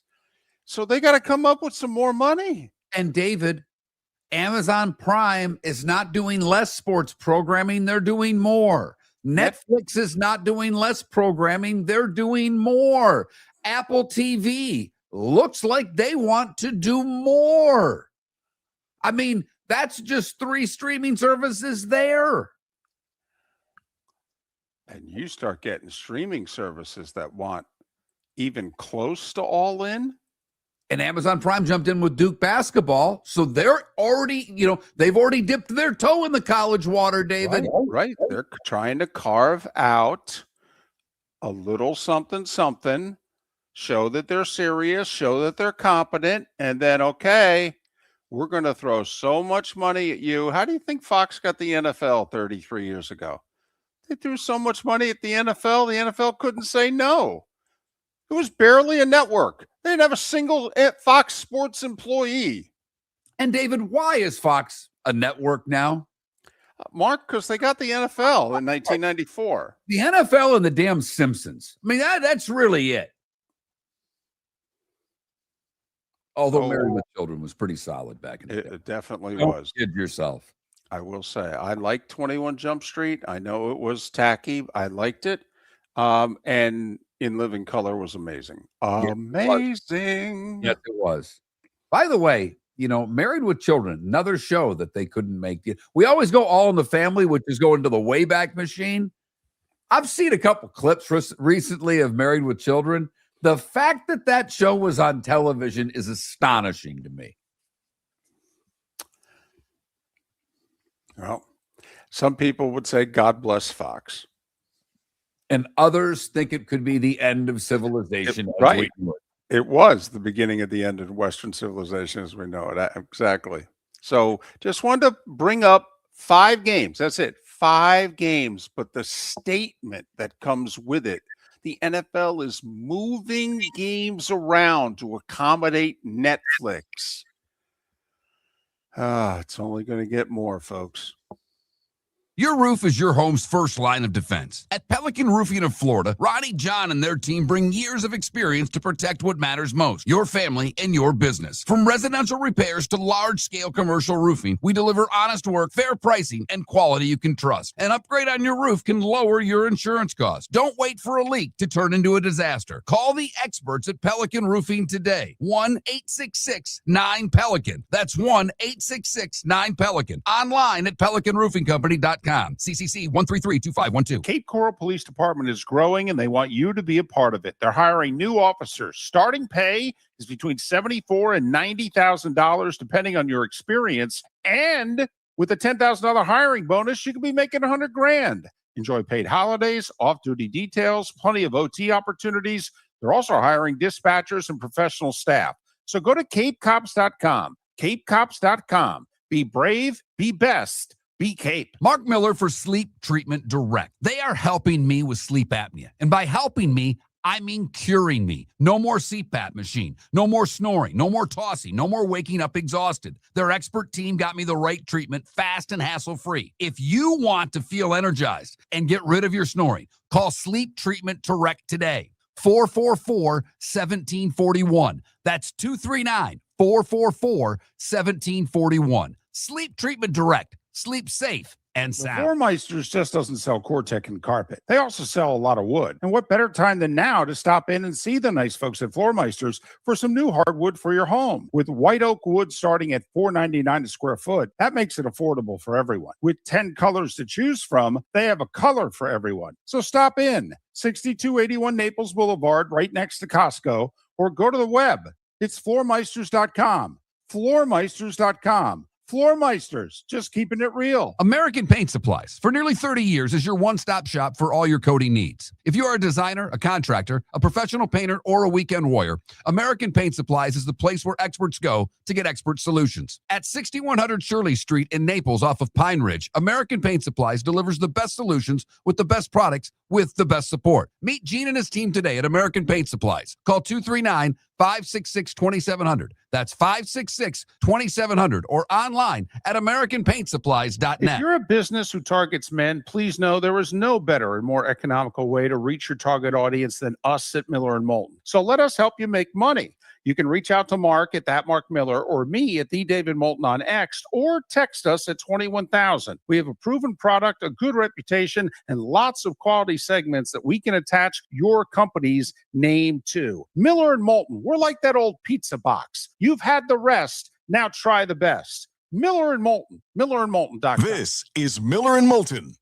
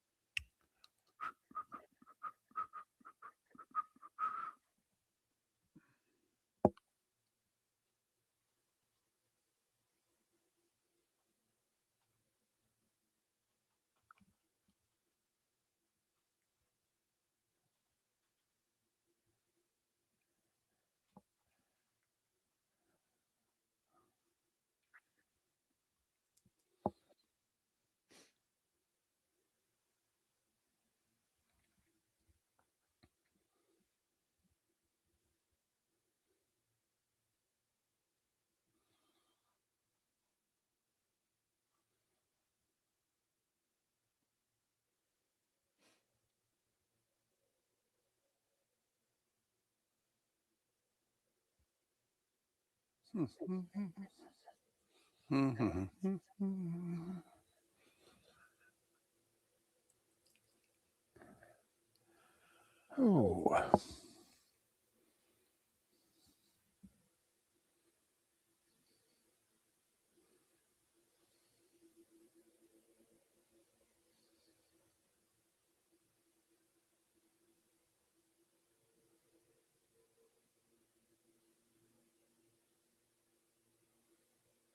So I think I told you this yesterday briefly, David. I was talking about September that I might take a couple days, but part of it would be my daughter would have to camp. And I mean, my child who, well, let's just say she's spoiled in a lot of ways. Mm-hmm. She said, camp? Where? I said, kind of in the woods, by the house. And, well, what do you mean in the woods? She goes, what would I sleep on? Like an air mattress? And I said, no, maybe like a 1-inch air mattress with a sleeping bag in a tent. And the look on her face, and I go, this place is completely off the grid. She goes, what does that mean? I said, it means nothing works. Your phones don't work, nothing. You are off the grid. I go, the house has electricity because of the creek that runs by it. And it's an amazing place. And phone doesn't work. I mean, that right there. It was 5 of the, like, now I want to do it just so my daughter's got to sleep in a tent. Because of course I have a 1-bedroom like apartment for me. Right. Tell Maddie I am so on her side. So on her side. Okay. That Maddie, I understand your idea of camping. It's called central air. It's called a mattress. At least 2 pillows. Right. It's a Holiday Inn Okay. Express. That's camping, my daughter. Totally. I mean, if I'm really slumming, I don't know, a sleep in. Right. That's it, Maddie. I'm totally with you. Yep. I got your back, Maddie.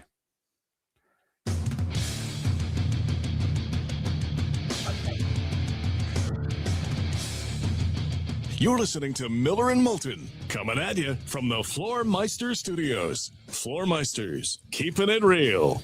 And now, here's Mark Miller and David Moulton. It is the final hour. It is the pro hour, the bonus hour. This is it for the day and the week for us. Miller and Moulton, millerandmoulton.com, Miller_Moulton on X. Thanks so much for being with us. We just had a very interesting conversation during the break. Twitch.tv/Miller and Moulton, the Miller and Moulton YouTube channel. Sometimes we're boring during the break. We get up, we go to the bathroom, I go get some food. We don't say or do much.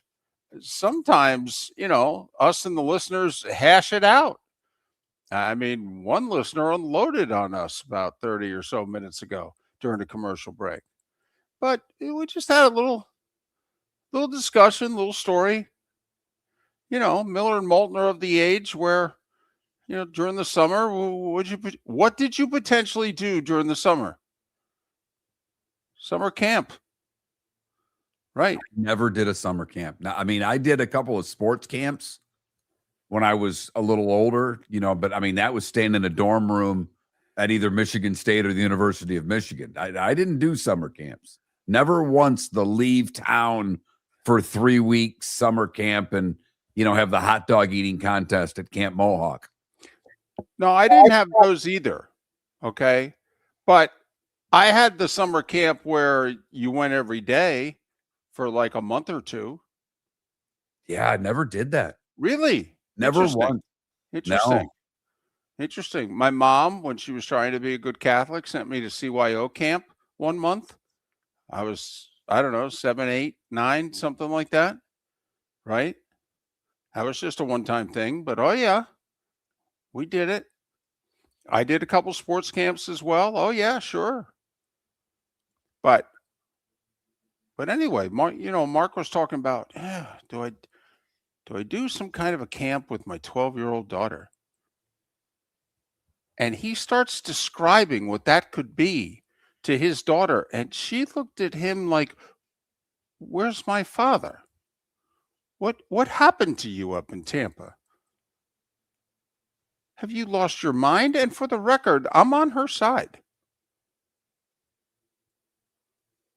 Well, I get it. Now, I have done a lot of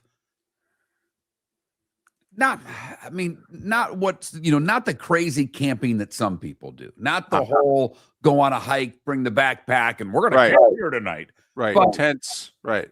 But I've slept in a tent a ton. We used to, with my buddies, I think high school age, maybe just graduating high school, we would go, like, if you're from Michigan, you say going up north. It's a huge area.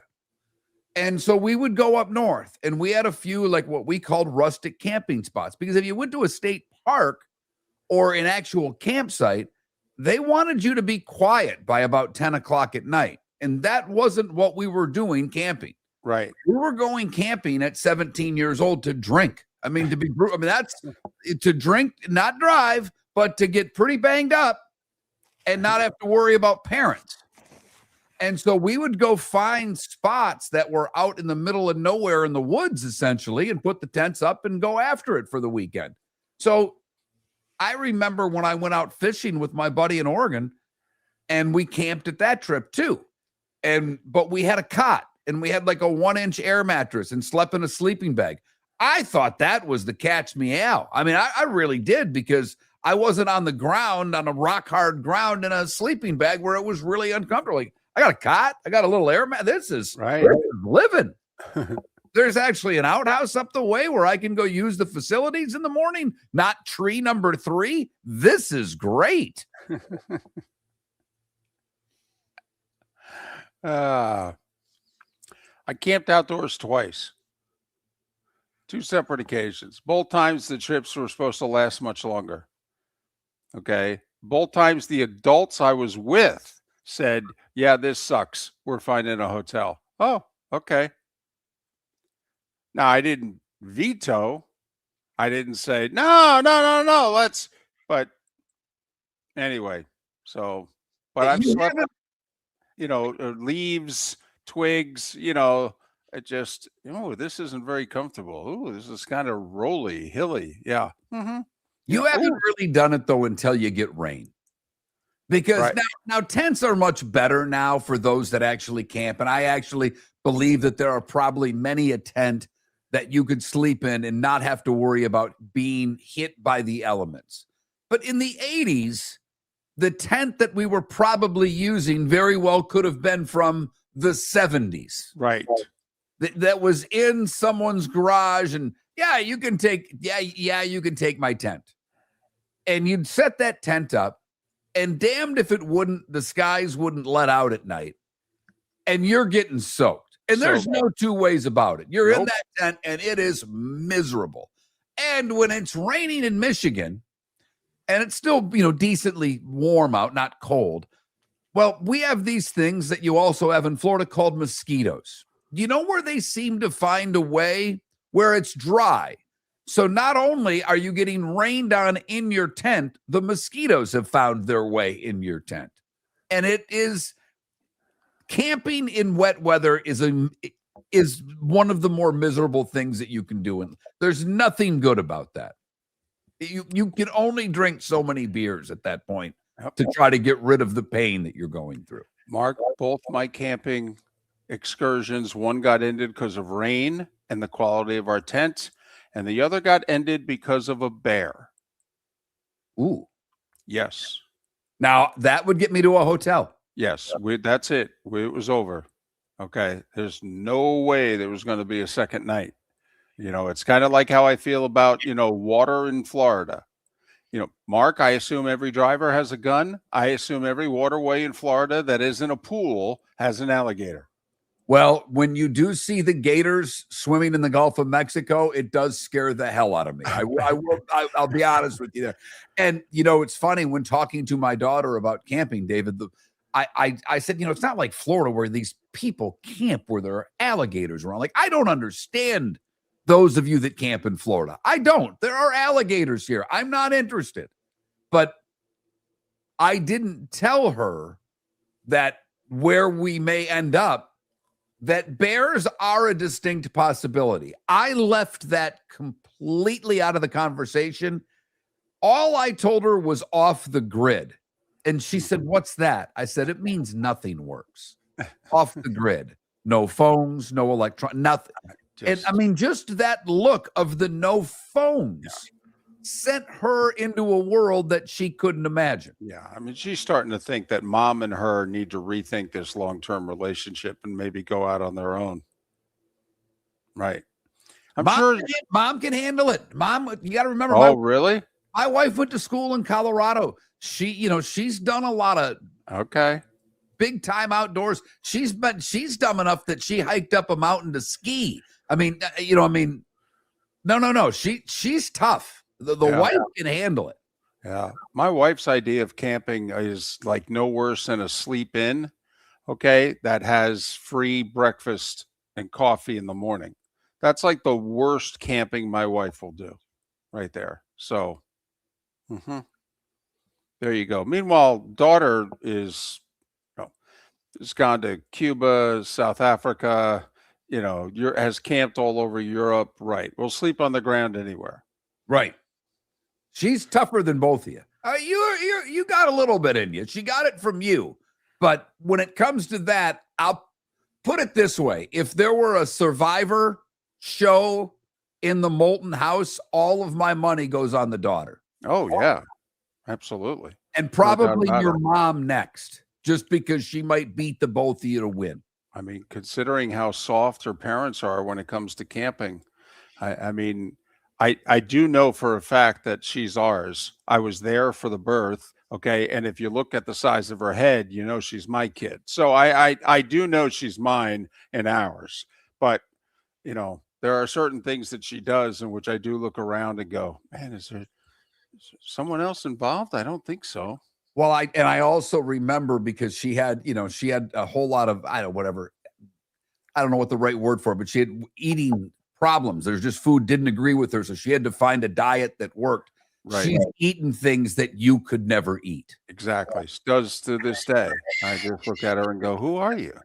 No. So we did send her away, though, every summer. We sent her away to a week-long religious camp in Florida, the Warren Wills. Okay. She loved it. Absolutely loved it.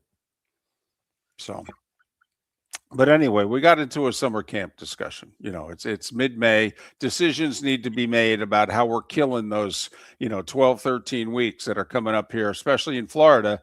School's lasting for about another hour and a half. Yeah, I think she's got 2 weeks left after today. Mm-hmm. 2 weeks left after today. Yep. So, yeah, I mean, the only camp that my daughter's got is a soccer camp. I mean, that's it. She'll be like, I lived in a neighborhood where my parents got a babysitter for me when I was young, usually one of their friends' kids that they paid to cut the grass and hang out with me. And then at a pretty young age, I was on my own. And our neighbor, it's old school. It was, you went outside and you played with the neighbors. Dad got home around 4. That's just the way that it was. If the parents came home and the house wasn't burned down, it was a good day. Well, she might be old enough now. You may have to just give her that golf cart and say, go ride around and entertain yourself. We're getting there. Trust me, we're getting a lot closer to that than you think. Miller and Moulton on this Friday. Just a gentle reminder. We're guessing 99% of you are aware. It's Mother's Day this weekend. Just a gentle reminder. That's all. By the way, ideally, you take care of all the moms. Now, the gift level doesn't have to be the same for all the moms, but ideally, if you have 3 or 4 moms in your life, through marriage and otherwise, it just saying, don't come up one short. That's all. Don't. And if you do, it should be your ex-wife. Right. I mean, that's it. That's the only way that the Meatloaf song applies. 2 out of 3 ain't bad. Okay. Right. I mean, that's it. Someone asked me in the chat room, do you do something for your ex-wife on Mother's Day? No. The answer to that is no. However, I did call my son yesterday to remind him that Sunday is Mother's Day. Make sure you take care of your mom. I did do that, I will say, and I do that every year. I love when you would then tell me how many times you would make that call and he would literally go, oh, blank. I think he's now of the age where he's got it, but man, those late teen, early 20 years, it's a good thing you called. He would have been in trouble.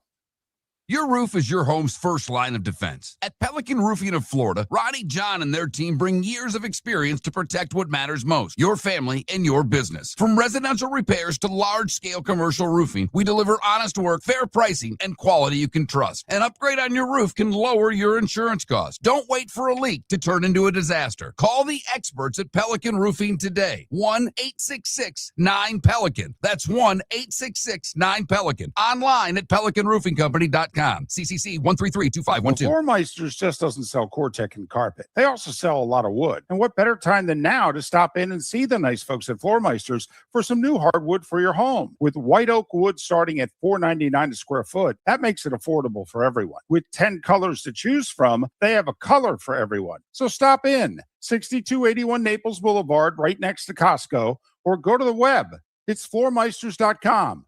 Floormeisters.com. Floor Meisters, just keeping it real. American Paint Supplies, for nearly 30 years, is your one-stop shop for all your coating needs. If you are a designer, a contractor, a professional painter, or a weekend warrior, American Paint Supplies is the place where experts go to get expert solutions. At 6100 Shirley Street in Naples off of Pine Ridge, American Paint Supplies delivers the best solutions with the best products with the best support. Meet Gene and his team today at American Paint Supplies. Call 239-566-2700. That's 566-2700 or online at AmericanPaintSupplies.net. Mark Miller for Sleep Treatment Direct. They are helping me with sleep apnea. And by helping me, I mean curing me. No more CPAP machine, no more snoring, no more tossing, no more waking up exhausted. Their expert team got me the right treatment, fast and hassle-free. If you want to feel energized and get rid of your snoring, call Sleep Treatment Direct today. 444-1741. That's 239-444-1741. Sleep Treatment Direct. Sleep safe and sound. This is Miller and Moulton.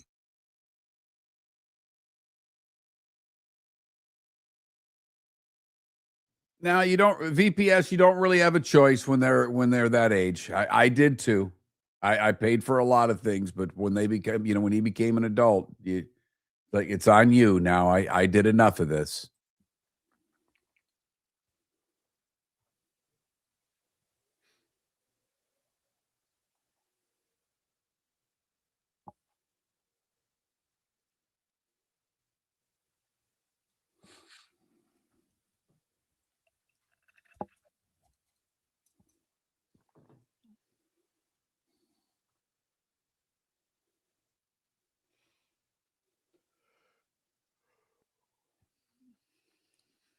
Deadstroke, where are you in? Collier County, Lee County, Charlotte County? I don't I know there are lots of bears around here. I just don't live by them, fortunately. We got a bobcat that hangs out in the neighborhood occasionally, apparently. I've never seen it.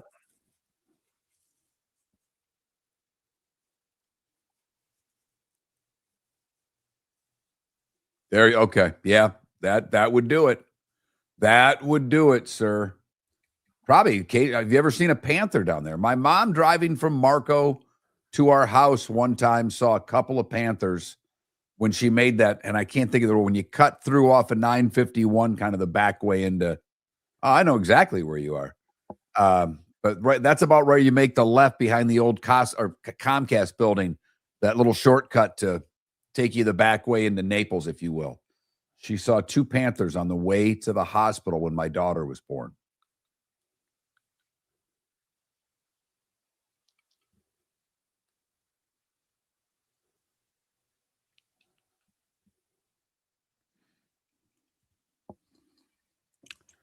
Did you see the NHL draft did 800,000 viewers? Oh, just the draft. lottery show? Yeah, the 1 hour show. Apparently that's up 72% from the year before. Is hot. I mean, look, it's got a long way to go to even be. I mean, The WNBA may end up doing better numbers when it's. Yeah. I mean, it really might. Especially tonight, right? Isn't it like a WNBA doubleheader on ESPN? There are 3 games, so I did say that's cool. Both of you. I mean, not trying to get you, but to see one. Did anybody see the video? I would be Wes. I would be shocked out of my mind if he's not the Pats coach. We did a couple segments on it. I don't. The Patriots. Robert Kraft going to fire Mike Vrabel because he cheated on his wife?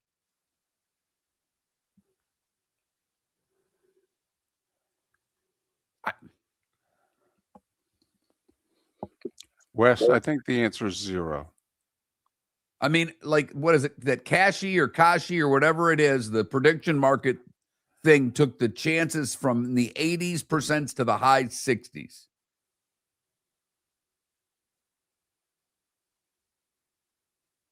If she does Deadstroke, it's still not done yet. There was talk, right? That's not for sure, is it, David? That she's I don't believe so because I haven't seen a promo. right. And trust me, if that's done, they're promoting it. It ain't this Sunday for sure. Well, and she would be stupid to do it this Sunday. Be a very bad look Mother's Day. I mean, I know, but Father's Day, well, that would be bad too. She's got about well, a month here. right. She's got a window here, but it's got to wait till next week. And it's not going to be Memorial Day because that's a bad Sunday for it. I mean, if you really think about it, there's like 3 Sundays that she can do that's coming up. Oh my God, it's the funniest. That's really funny. I know people haven't hired us for our PR in a while, but I'm just saying.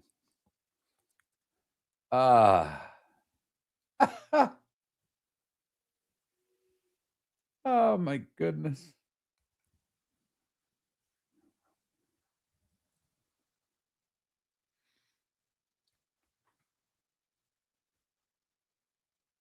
George Tote-Weed. Absolutely, George Tote-Weed. Are you kidding me, man? He grew fields of that stuff, man. That's what I'm talking about.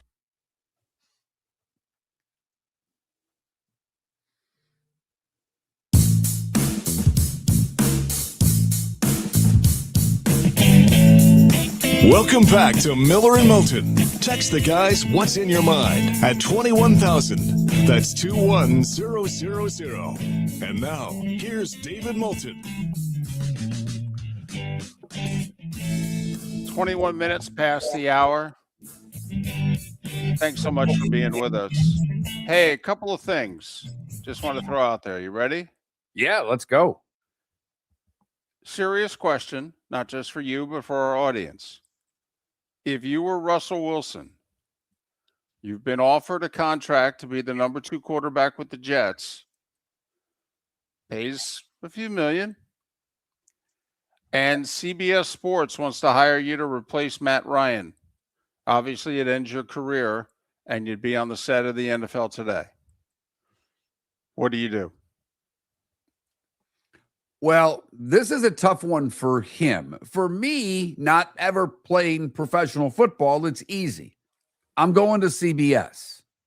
But the athlete has the most difficult time in the world when they know it. Very few of them know it's over. It never ends well for 95+% of the athletes out there. It just doesn't. Well, and he's being told right now it's not over. Right. He's 37 years old. He's been offered a contract for, I think it's around 5 or so million base. But it's a backup job. It's not a starting job, but it's on a team where the possibility of playing certainly exists. No doubt about it. Yep.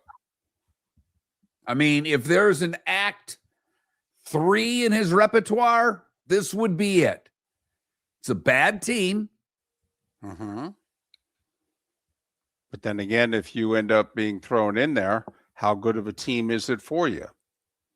But the bottom line is you continue to play. You're 37 years old. The thought is at 38, 39, 40, whatever the case is, then you could go into television. However, Is it going to be for as good a gig as the one CBS is offering you right now? Here's my question back to you on that. I'm going to answer that question with the question. At the network or streaming level with what they're paying, is there such thing as a bad job? Unless you consider being an analyst for like the number 6 NFL crew at a network. No. Right. No. But that job probably has some security with it. There's a fairly new president of CBS Sports. All right. He hired Matt Ryan. Now he's coming after you. If he's coming after you, the likelihood is you've got some security. And longevity in that business is not guaranteed. But No. man, you get 5 to 10 years doing that. That's easy street. Yes, Not it saying is. it's not work. It is. But it's not the film room you were going in before. Well, the other thing is, unlike as a player, you can live anywhere you want and do the NFL Today for CBS. I mean, you could live, who knows? Maybe he wants to go back to Seattle. Although I think he and his wife love New York City. This is one here where, my wife and I are talking about doing something personally. And I have said, at the end of the day, honey, it's your decision. Here's where I am on this. But this affects you long-term more than me. I can do what I do from anywhere. You tell me what you want to do. Right. And I'll go with that. I think Russ is close. I know it's not as close to what I'm saying, but I do think in this one, I think Russ's wife has a lot to say here. Now, the fact that what's the team that's after him? Well, exactly. Plays in the same stadium as the team he was on last year. He doesn't have to move. Right. Okay? And, if he were still in Denver, just, Right.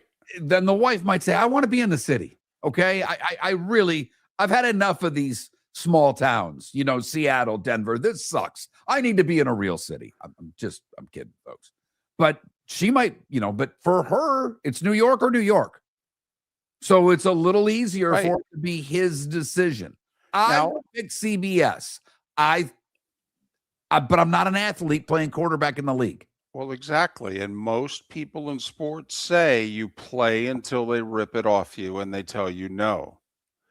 However, all right, let's quick view of the landscape. That job was Kirk Cousins.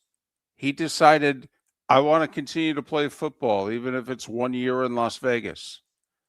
So that's the other thing. If you're Russell Wilson and you pass on this job now, first off, they have to hire somebody else to fill it. No guarantee it'll be open a year from now. And secondly, every year that you're not sitting at that desk opens up a whole bunch of people as possibilities. So, And if I'm his agent, that's what I'm telling him. I'm just saying here, let me just give you the pros and cons of the TV job. The pros and the cons of the football job. right. I'm not even going to sell you positively or negatively on taking the job as quarterback. Let me explain to you what saying no to this job at CBS could mean. And he still feels that he can play. And Yeah. I will say this. If the Giants defense wasn't so horrid, he would have won like NFC Player of the Week 2 last year. He threw for like 470 yards and 4 touchdowns, including what should have been the game-winning touchdown pass with under 30 seconds to go. Okay, and then 2 weeks later, he's benched. I mean, that's how quickly it was over. But, I would advise him to take the CBS job. I know you don't want to. I know you still want to be around it. I get it. And you maybe still can play.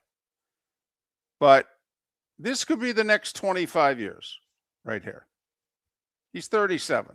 Let me give you Terry Bradshaw. Yeah. Good You know, looking. Right. Good looking guy. And remember, Super Bowl champion quarterback. By the way, you know who likes him a lot? Roger Goodell. That doesn't hurt when you go into the TV world. No, it doesn't. it doesn't. It really So doesn't. I would do the CBS. One other Yeah. thing I want to get to non-football, if I may. It came out yesterday. I don't know if you mentioned it in the starting five this morning, but it came out yesterday, and I know we didn't talk about it. But Golden Temple, the Derby winner, is not going to race in the Preakness. Right. Miller and Moulton for, David, 5 years. We've been arguing with Kurt Becker on one a month. May for the Derby, June for the Preakness, 4th of July weekend for the Belmont. This back-to-back years, the Derby winner's not gone to the Preakness. Preakness is, as you mentioned, getting a new TV deal. Going to be pushed back at least 1 week. We hope 2. But I will throw this out there. We're not the biggest horse racing experts in the world, although we are fans and we pay attention. That horse's style of racing is not suitable for the Preakness. No, it's not. No, it's not. But if it were a month after, would it race in the Preakness? I think it would. I would hope so. My feeling. Okay. Hell, I think they should put it in the contract. If you race in the Derby, you have to race in the Preakness unless literally you're injured. And by the way, if you can't race in the Preakness, you can't race in the Belmont. I would put that in writing because the horse racing industry needs it. I don't know if I'd go as far as you do on the Belmont because they could be injured and be healthy again by the time the Belmont comes.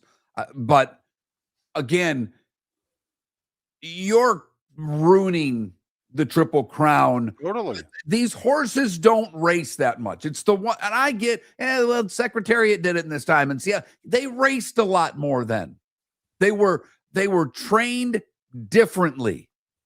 They raced more. It's like pitcher's arms today versus Nolan Ryan's day. Yes. And if we're on a pitch count with a horse, then let's set the Triple Crown up. After all, David, it's a TV show. And you want people to watch your TV show. The Preakness's numbers will be crap because the Derby horse ain't in it. American Paint Supplies, for nearly 30 years, is your one-stop shop for all your coating needs.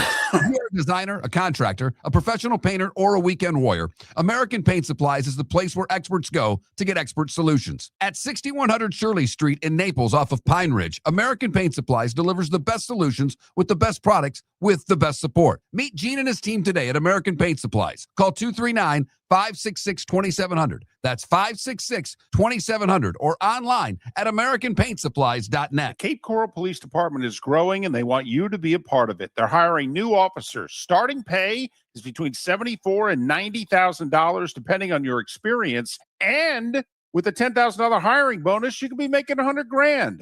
Enjoy paid holidays, off-duty details, plenty of OT opportunities. They're also hiring dispatchers and professional staff. So go to CapeCops.com. CapeCops.com. Be brave, be best, be Cape. The Floormeisters just doesn't sell Cortec and carpet. They also sell a lot of wood. And what better time than now to stop in and see the nice folks at Floormeisters for some new hardwood for your home. With white oak wood starting at $4.99 a square foot, that makes it affordable for everyone. With 10 colors to choose from, they have a color for everyone. So stop in, 6281 Naples Boulevard, right next to Costco, or go to the web. It's floormeisters.com. Floormeisters.com. Floormeisters, just keeping it real. Your roof is your home's first line of defense. At Pelican Roofing of Florida, Ronnie John and their team bring years of experience to protect what matters most, your family and your business. From residential repairs to large-scale commercial roofing, we deliver honest work, fair pricing, and quality you can trust. An upgrade on your roof can lower your insurance costs. Don't wait for a leak to turn into a disaster. Call the experts at Pelican Roofing today. 1-866-9-PELICAN. That's 1-866-9-PELICAN. Online at PelicanRoofingCompany.com. CCC 13325. This is Miller and Moulton.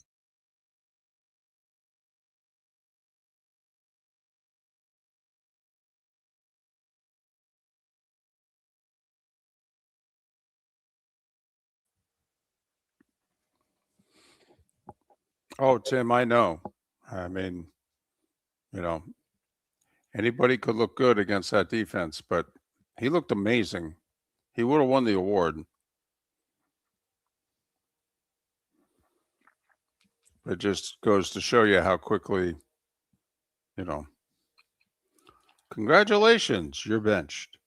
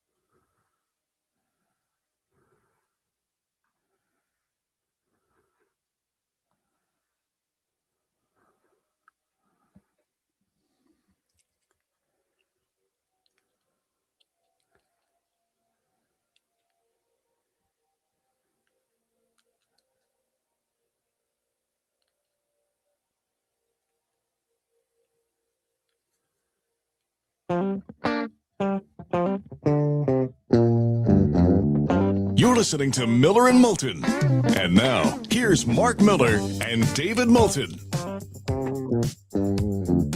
22 minutes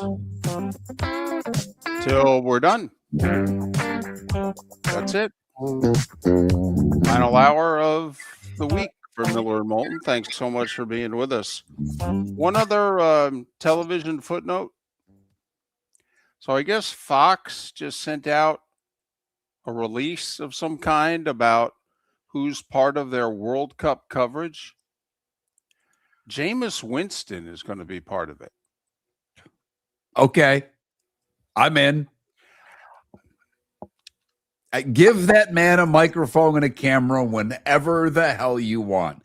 He's entertaining. He is. He's fun. Yeah. He's a nice guy, great smile. People like him except for Gator fans. I mean, I think he's going to be a television star. Do you mean, and I'm asking, is this a Nate Burleson that gets beyond the sports realm and does something else?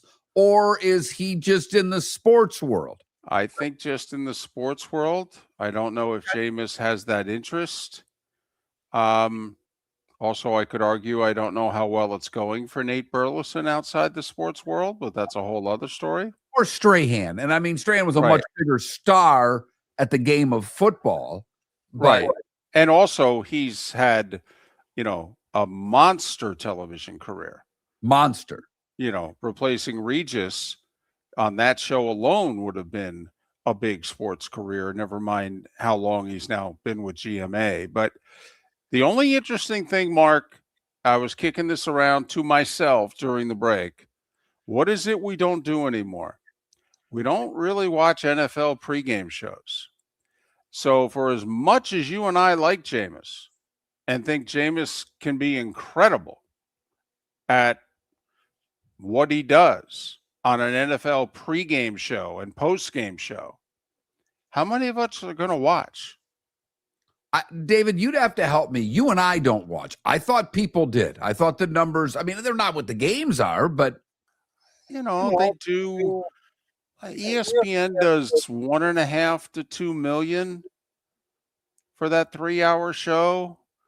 The networks, they do more than that because they're leading directly into the games, but they do 4 to 5 million.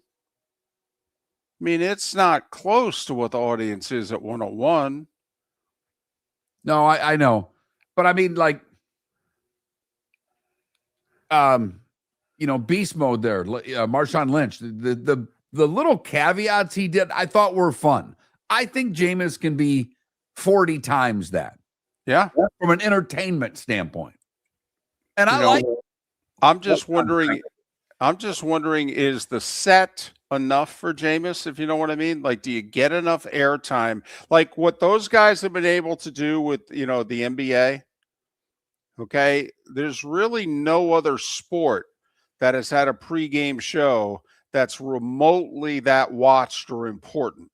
No, and also when they were just doing a game, David, they got the post game, and you're never going to get an hour after the NFL. It never is going to happen. Not on either network, never ever. No. So I'm almost wondering, is Jameis going to have to go to the booth?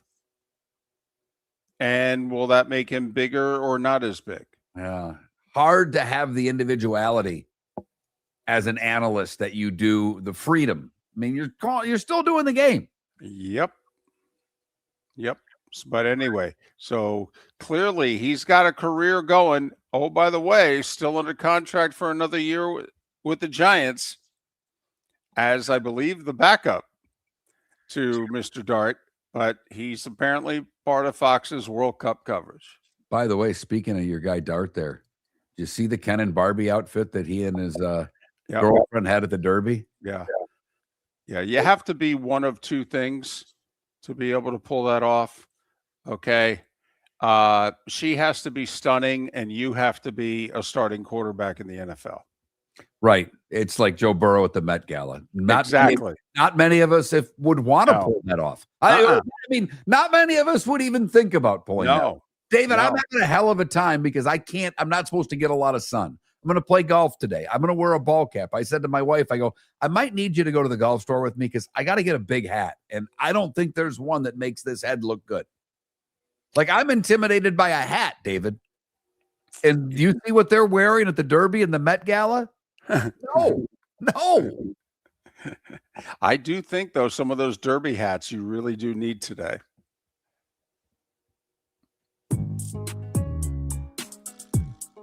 It's that time again, nearing the end, but not quite there yet. Here's Mark Miller with Today Was the Day When. Today we start in 1541 when Spanish explorer Hernando de Soto becomes the first European to discover the Mississippi River. 1914, Mom, you can thank Woodrow Wilson because he issued a presidential proclamation that establishes the first national Mother's Day holiday to celebrate American moms. VE Day today in 45. The war ends in Europe when Germany formally signed the surrender. My uncle was 10, 12 days shy of making it. Got killed the last few days of April over there. Today in 1959, Pizza, David. Pan. Mike Ilitch and his wife Marion founded Little Caesars Pizza in Garden City, Michigan today in 1959. Who knew it was a downriver place? I guess I didn't. 63, the first Bond film starring Sean Connery, Dr. No, premiered in the U.S. Arguably one of the earliest music videos was shot today in 65. Dylan, Subterranean Homesick Blues. You know what the cue card's there? Black and white, flipping there, yeah. MTV would even show that because they didn't have a whole lot of inventory when they started. Ali was indicted today for refusing induction to the U.S. Army in 67. Couple of things in 1970. The Beatles released their final studio album, Let It Be. And the Knicks beat the Lakers to win the NBA championship in 7. Everybody says it's the Willis Reed game. It was really the Walt Clyde Frazier game. 37 points, 19 assists. Reed played 4 minutes, hit 2 shots.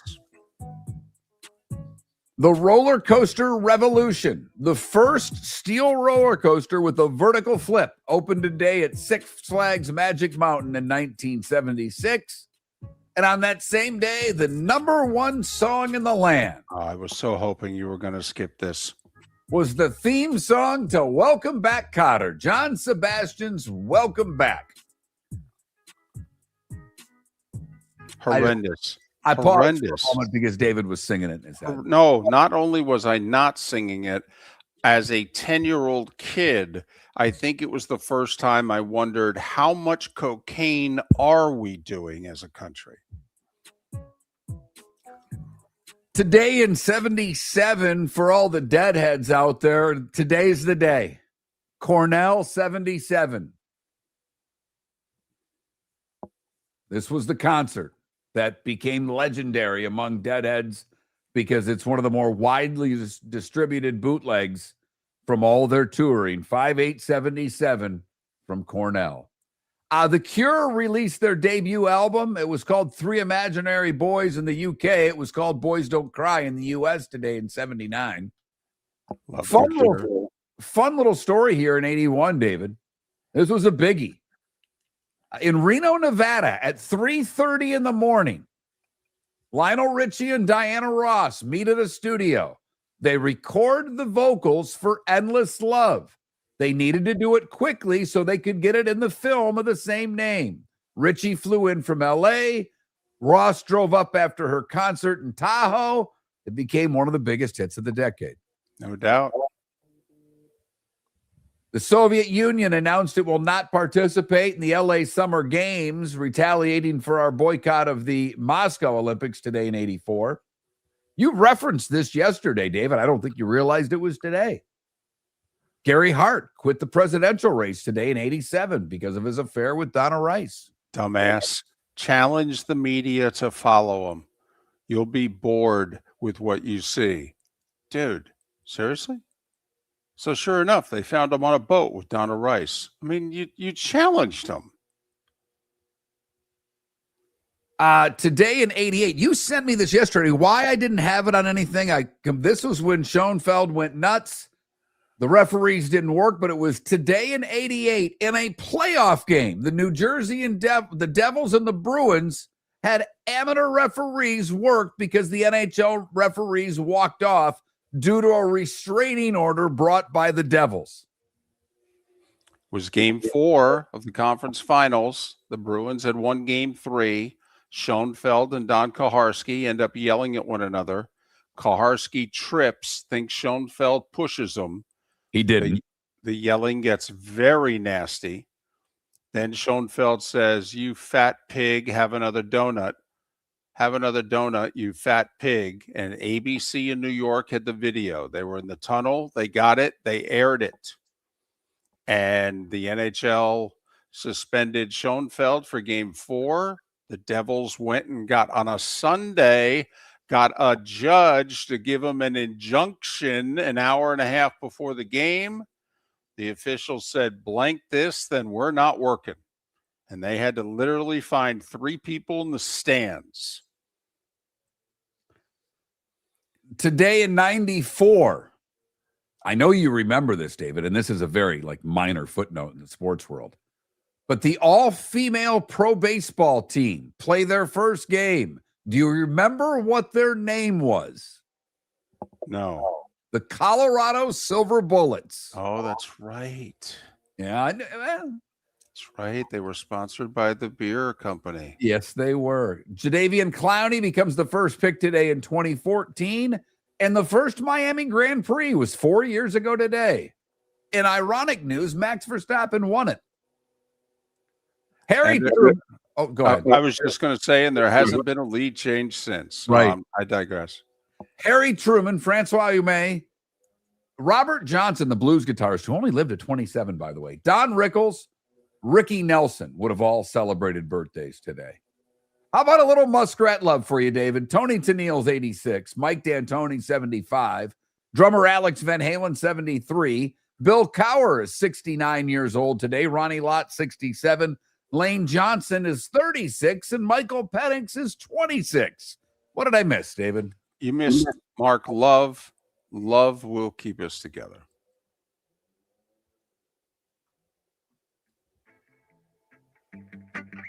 Time to see life a little bit differently.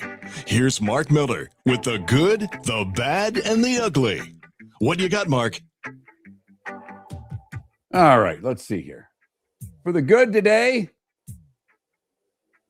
we go to London, where a guy was going to jump off the bridge. And I'm sorry, we don't go to London. We go to Connecticut. Well, I don't know how the hell I got to London, but a guy was going to jump off the bridge and commit suicide. Police officers came. They asked him what he needed. He said, "I need a hug." Police officer says, you come up, I'll give you a hug. He climbed off. The officer gave him a hug. Well, there is New London, Connecticut, so maybe that's why you thought London. For the bad, we go to Tampa, where Tampa Police Department officers made a discovery during a DUI investigation. There was a Happy Meal, and inside the Happy Meal was a Heineken. Cops said, "You ever seen this kind of a Happy Meal?" She failed a sobriety test, and she was busted. And finally, for the ugly, we go to Lely High School. Hello. Where sheriff's office were in to take down a teacher. He had cocaine in his backpack, and he was doing it in class. And we thought it was just the students doing drugs. And that is the good, the bad, and the ugly. Today, May the 8th, brought to you by the Cape Coral Police Department, offering great pay, a signing bonus. You go to capecops.com, capecops.com. NBA playoffs are on Amazon again tonight. Knicks and Sixers early, Spurs and T-Wolves late. Hockey, TNT again tonight. Canadian Sabres early. Vegas, Anaheim late. Baseball, Rays stay in Boston. Marlins will host the Nats. And the Marquee Series, the Braves are in LA to take on the Dodgers. Cubs try to extend their winning streak to 10 in Arlington against Texas. WNBA season gets underway tonight. An Ion triple header. 1 o'clock tomorrow on ABC. Paige Beckers in Dallas and Caitlin Clark in Indiana. We'll be very curious as to that number. I've not seen a lot of promos for it, David. We'll see. That audience finds that product. 1 o'clock Saturday, ABC. Does it outdraw the hockey? Never mind the hoop.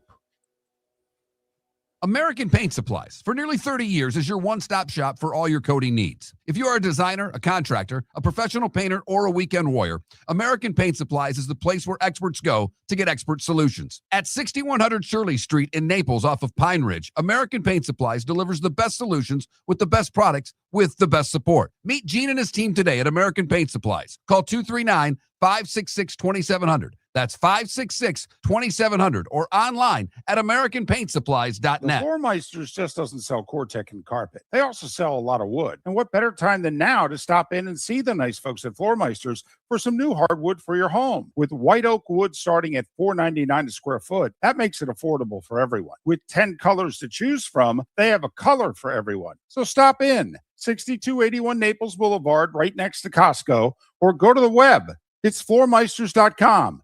Floormeisters.com. Floor Meisters, just keeping it real. Mark Miller for Sleep Treatment Direct. They are helping me with sleep apnea. And by helping me, I mean curing me. No more CPAP machine. No more snoring. No more tossing. No more waking up exhausted. Their expert team got me the right treatment, fast and hassle-free. If you want to feel energized and get rid of your snoring, call Sleep Treatment Direct today. 444-1741. That's 239-444-1741. Sleep Treatment Direct. Sleep safe and The sound. Cape Coral Police Department is growing and they want you to be a part of it. They're hiring new officers. Starting pay is between $74,000 and $90,000 depending on your experience. And with a $10,000 hiring bonus, you could be making $100,000. Enjoy paid holidays, off-duty details, plenty of OT opportunities.